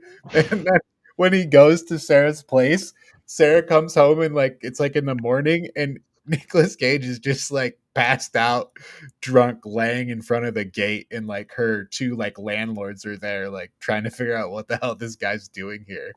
And then she shows up to like help carry him in. So he's literally using like a suitcase as a pillow. Yeah. And the landlords come out, and he's like, "Oh, hell, like, hello, good morning." Right. And he's holding a bottle of Jack. Yeah, that's great. And kind of throughout this whole movie, there's that like he's just wasted all the time, and she's got to like basically just be like, "Okay, let's take your trashed ass back to the house," and like and that's like it's like highlighting. It highlights kind of the things they run into basically with her like prostitution work and his like just being drunk all the time. And also, can we talk about the amount of alcohol that he consumes? Like where he's just in like the first scene, you see him like drinking out of a liquor bottle. Then you see him just chug a whole pint of whiskey. Then when he's driving home, you see him with another fifth of vodka that he's literally chugging on the way home. Right. So I think that was my favorite scene of him chugging the fifth of vodka, and the cop is just looking at him like, yeah, because did I just see what I thought I just saw? Right, because then it's like they're trying to portray that he's like just drunk all the time, so he's like just trash. Takes it, cop shows up, he just continues driving because he's functioning. Yeah, and then after the cop leaves, you see him just chug more of it. But am I off that those alcohol amounts seem a little excessive, even for somebody who's an alcoholic? Because like, I don't know how you could consume as much alcohol as he does in those scenes. Like he just has. It's almost like exaggerated when you go to the thing and he's like there for 2 days and he just has like a whole collection of fifths just sitting there. But I don't know if they're just trying to get the point across. Maybe, but remember, he's trying to kill himself by drinking. So I feel like he would have succeeded quite a while ago. He would have just like got so drunk he passed out with with the amounts he was consuming. But yeah, because like especially like that one point in the club, like he's in the strip club and he just literally takes that entire bottle and just downs it. Like how he didn't like pass out at any point and like end up like choking up on his own vomit, or how he Can we talk about how he then gets a flask as a gift that's like maybe a half of a pint, and I'm like, that's not enough liquor for this man. He drinks liquor by the pint. Like that's the emergency stash. If all else fails. I loved that scene when he chugged all of that liquor in the strip club because he like grabbed the guy next to him and he kept going down like lower and lower, but he didn't. He drank the whole thing. I don't know. I thought it was reasonable in the sense that I felt like those. I don't know. Maybe my memory is just doesn't serve, but I assume that that they were like a lot of like half open, like half full bottles, right? Yeah. And it's just like whatever. I don't think he's not like sitting down and making the calculations to be like, how much liquor to kill me. I'm not too mad about it, but it was just something I noticed. It seemed like excessive. Sure. So kind of at this point where we're at, kind of talking through this, they are at this point kind of together at her place, and it seems like everyone's having a good time. And they go out and go shopping, and then they're going to go out to like the casino and gamble and stuff. And I was waiting for this. This is where it all turns bad. Nicolas Cage gets excessively drunk, which I don't know if it's more drunk than it was before, but he gets angry at a blackjack table and flips the table. So now we're kind of seeing the angry drunk side. And before he had kind of said like how much of a problem he is when he's drunk. And this is kind of the turning point where we're seeing the bad, like where it like they're together for a little bit, and then this is the point. And at this point, she doesn't freak out. She helps him home, we assume, because he's back home, and then he wakes up shaking again. And this is where you get to the scene where he's at like the kitchen sink in slow motion, drinking the orange juice vodka. Yeah, so they go on about their lives after this, but it's like there's an ominous feeling now that everything's not kind of well. Basically, then you get to the point there's another scene at the mall where he whispers a comment into her ear, and I think it was something about her being a prostitute, and then she's upset by that. And then you get to that scene you talked about earlier, Josh, where they go to the place, like the motel or whatever, and they fall through and break the table. Right. And then that's when you kind of see the person come out and say, I never want you to come back here again. And like you're saying, how nobody likes them. You kind of get that they're outcasted. And they're kind of like, they act like kind of problem people in a lot of these places. Like they're obviously at this motel, like destroying stuff. And like with the card table where Nicolas Cage freaks out and flips the table. Right. They've fulfilled Ben's fantasy of like pouring liquor all over a woman, right? Oh, From right. his Yeah. tape or whatever. Mhm. That was was way, very yeah. uncomfortable. That was Yeah. I feel like that's the perfect word I feel like to describe this entire movie. Uncomfortable. Uncomfortable. Yeah. yeah. Yeah. I would say, yeah. I would tend to use a descriptor like exhilaratingly dark. That's probably Yeah. the best way you could possibly say it, Yeah. because it is a lot of horrible things happen in the movie, and people, yeah. Yeah, I never thought I would be depressed watching a movie about Las Vegas, but here we are. So So beyond that, the relationship kind of seems to not be going great still, and then we get to a scene where Benjamin has a prostitute over when Sarah's gone, and then Sarah arrives home that night and sees that he has a prostitute there who she actually saw earlier in the movie, which kind of implied that she was a prostitute as well. And with that, that actress is, oh, drum roll. I don't know who is it. Anybody watch Law and No Order idea. SVU? Oh, Nope. It's That- it's the main detective from Law and Order SVU. yeah, I see it now. You say it. She got her big break. you know, I actually think going back, like even like before that scene though, like where they were like Ben and Sarah were having like dinner in like Sarah's apartment, where like she's like, I think there was like, what was it, an argument where she's like telling him like, Yeah, Sarah's like, I've helped you so much, the least you can do is go get some help for me. It's Right. just very interesting that they have this agreement like earlier in the movie when they move in, like I'm gonna drink myself to death, I'm gonna continue my work, but like you can definitely tell that as they're a lot of the tension is because of the fact like they just can't keep that original promise. Like they're growing, they're definitely like growing resentment there because she wants him to get better to stay with her, and he hates the fact that she's continuing to be a sex worker. Yep, So- totally. Yeah, that's definitely what the driving force is splitting them. But so after that, she kicks him out. She basically tells him to leave, and he does. And then we kind of follow Sarah from that point. And I guess trigger warning here. This is going to be a scene that talks about rape.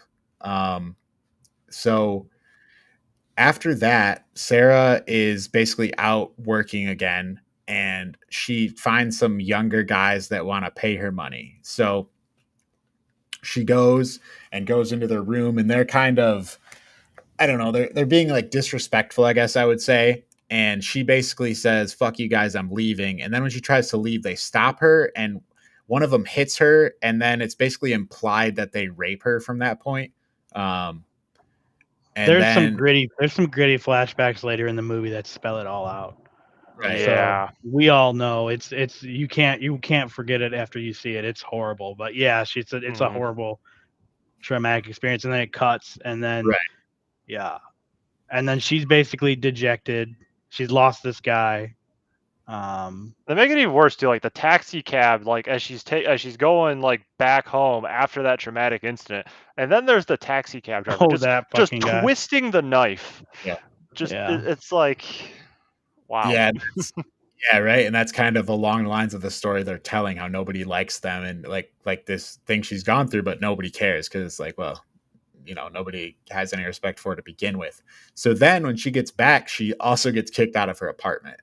And then she tries to go back into the casino that she had previously went to try to pick up men, and they won't let her back into the casino. So it's kind of like everything's crumbling and falling down is what we have now.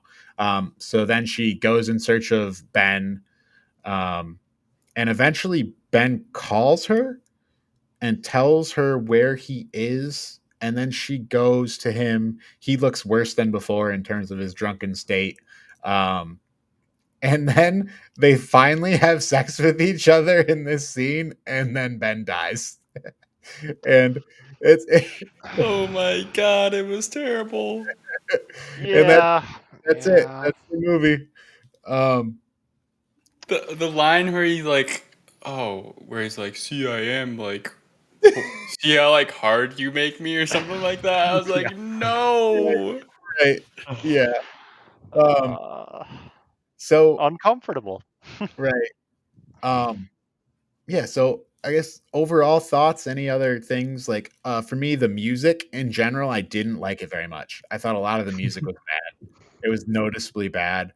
The cinematography in general I felt like wasn't good. That goes along with those slow-mo scenes and it's just kind of a lot of that stuff I didn't find to be great. The scenes kind of showing Nicolas Cage's like stages of being drunk in different parts. I feel like those were good. Like the first one where it shows him drunk at all these different places, it kind of shows his like adventures just drinking himself to death. Yeah. Adventures in drinking myself to death. What a phrase. I'll give my just quick opinion. Like overall, like it's just a thumbs down for me. Like I can respect the idea of like what they're trying to do, but execution was just terrible. It's a solid F for me. Like yeah. Wow. Oh man. I was struggling to watch it. Like Okay. I gotcha. made Quinn. me uncomfortable. But like the more we were talking about it, like I couldn't understand like where they were headed. But while I was watching it, I didn't get any of that. But after talking about it, like I get it a little bit. But yeah, it's still you can have your it's still opinion. But, F. all right. Kudra, you want to give your thoughts? Sure. As I said, like this movie is uncomfortable. Like, I don't know, like that about it. Sometimes I like when movies are kind of uncomfortable. Like it can be a draw to them. See, like this is one of those things where this isn't the first time this has happened to me. It's like I can appreciate a number of things about this movie, but my enjoyment of it just isn't there. And this isn't the first. Like one of the movies I went out and watched earlier this year was like The Northman, and it was the exact same thing. It's like this movie really good, but I don't enjoy it. So I mean, like I think there's a lot of interesting things here when you're looking at particularly parallels to real life alcohol addiction. Like I mean, very clearly, Ben is very much struggling with the fact that his wife and son, his family has abandoned him, presumably due to his drinking. Mm-hmm. And that's eating up at him. What you see with that, where he completely has that breakdown in the Vegas casino. Mm-hmm. The relationships in this movie, wow, are just very interesting, if very off-putting and weird. Yeah, like all the interactions are awkward or bad, or except for between the two main characters. Yep, they're okay sometimes. Mm-hmm. Yep, and this is, as I said, this is easily the most dreary. This is the most depressing, version of Las Vegas I have ever seen. But as far, I'm leaning in the B's range. I'm okay. I don't know if I'm going B or B plus. I'm gonna say B for now, maybe, but I mean I do feel like there's a lot of good things in this movie. Mm-hmm. It's just like, but the biggest thing for me dragging it down is the enjoyment factor. I did not enjoy this movie. Yeah. Yeah, I agree with you, Kudra. Like, I mean, there's a lot of parts of it are tough. It's just like it's not like a fun, comfortable movie to watch. But it's not. I would say it's not for everybody. But for my personal opinion, I would agree with you, Kudra. I would also give it a solid B, just because I think that it's for the right viewers. It's worth a watch again. But there were another thing I noticed about it was that unlike what was that other one we watched? It Could Happen to You. Yep. Where there was there was like one redeeming moment of like failure humor in that movie. This movie has so much failure humor in it that just watching that is a treat. And Nicolas Cage does deliver an amazing performance.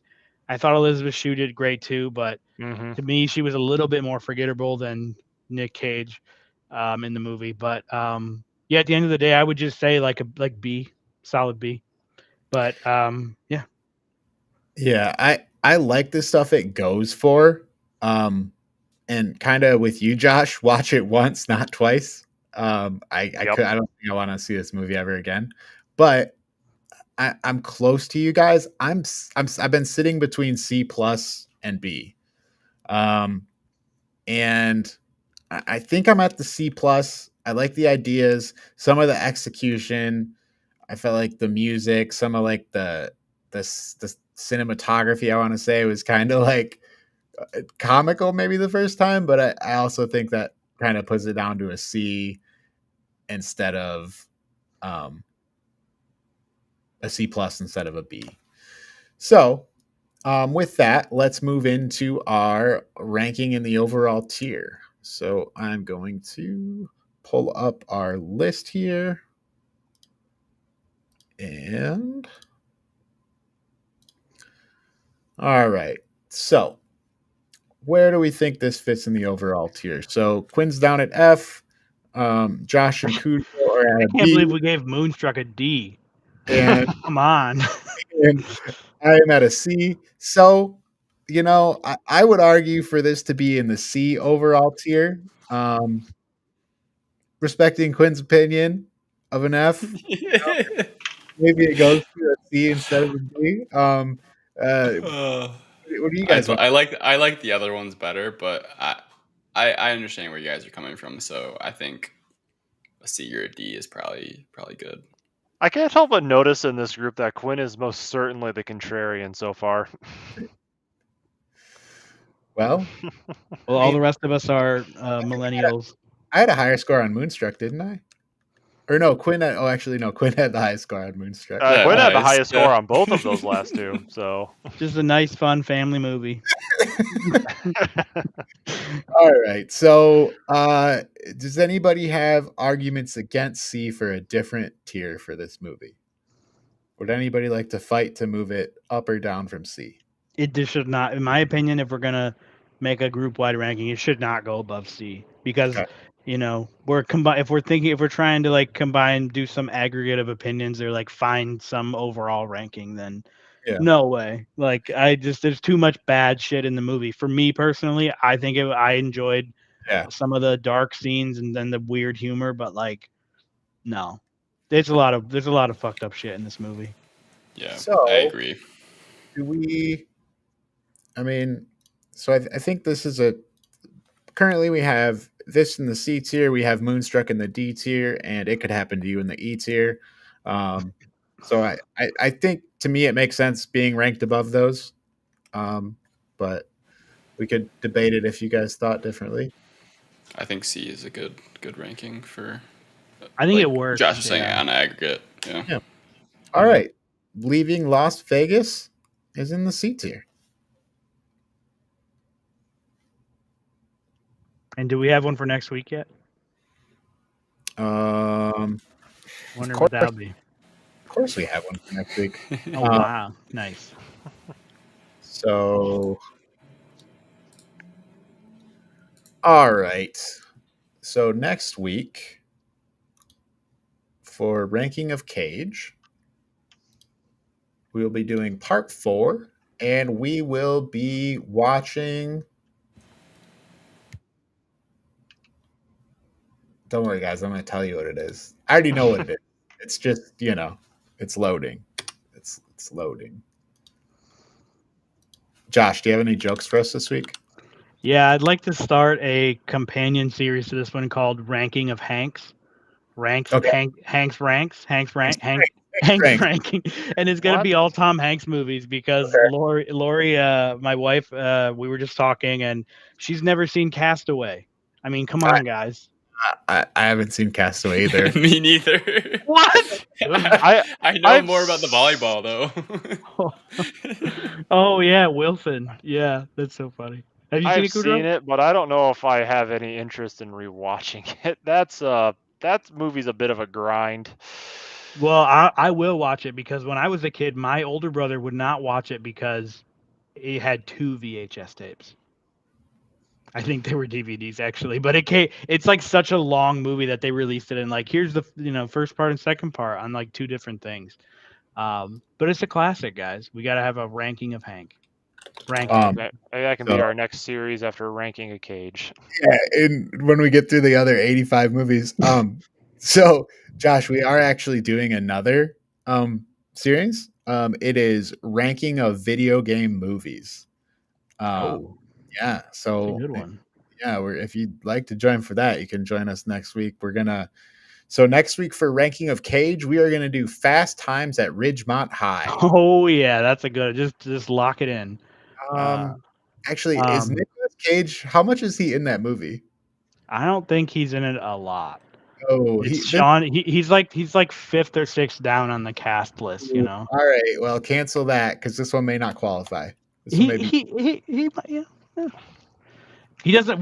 This is the thing we have to consider. Does he have to be in a starring role, or is it okay for him to be like supporting cast or like lesser main cast?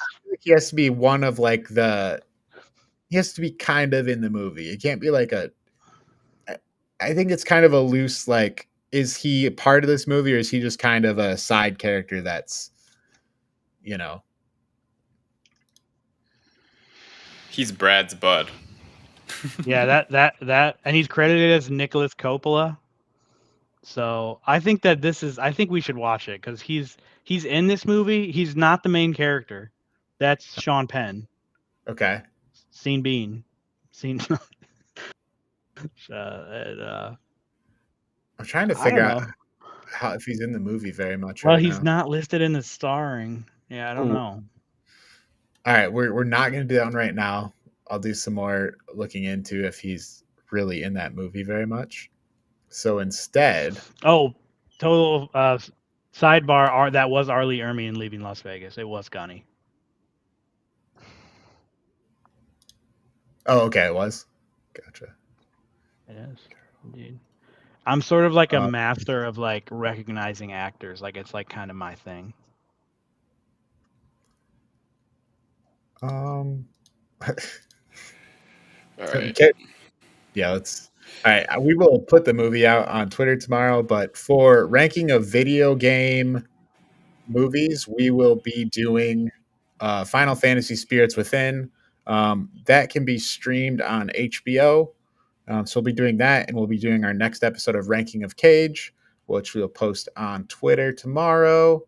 I think Valley Girl is one we're going to watch. I just got to make sure we can get that set up. I think. Anyways, never mind. we will figure that out, but Valley Girl is my estimation. All right. And game. We're gonna play Hades for our next game. It'll be ranking of roguelikes. And we'll do Hades. We'll probably play it for 4 weeks, I'm guessing. It's a good time, yeah. Yeah, so you can find me on Twitter at Boltron City. You can find Josh on Instagram at Semanticalities. Kudrow is unavailable on the internet. And Still working on that Twitter. Still working on it. And Quinn is. You can do S Rank Media Club on Twitter. Oh yeah, Quinn. Quinn runs our yeah. Twitter account. And yeah, and I'm gonna be. We're gonna have a website soon. I'm still working on it. And all lots of big things coming.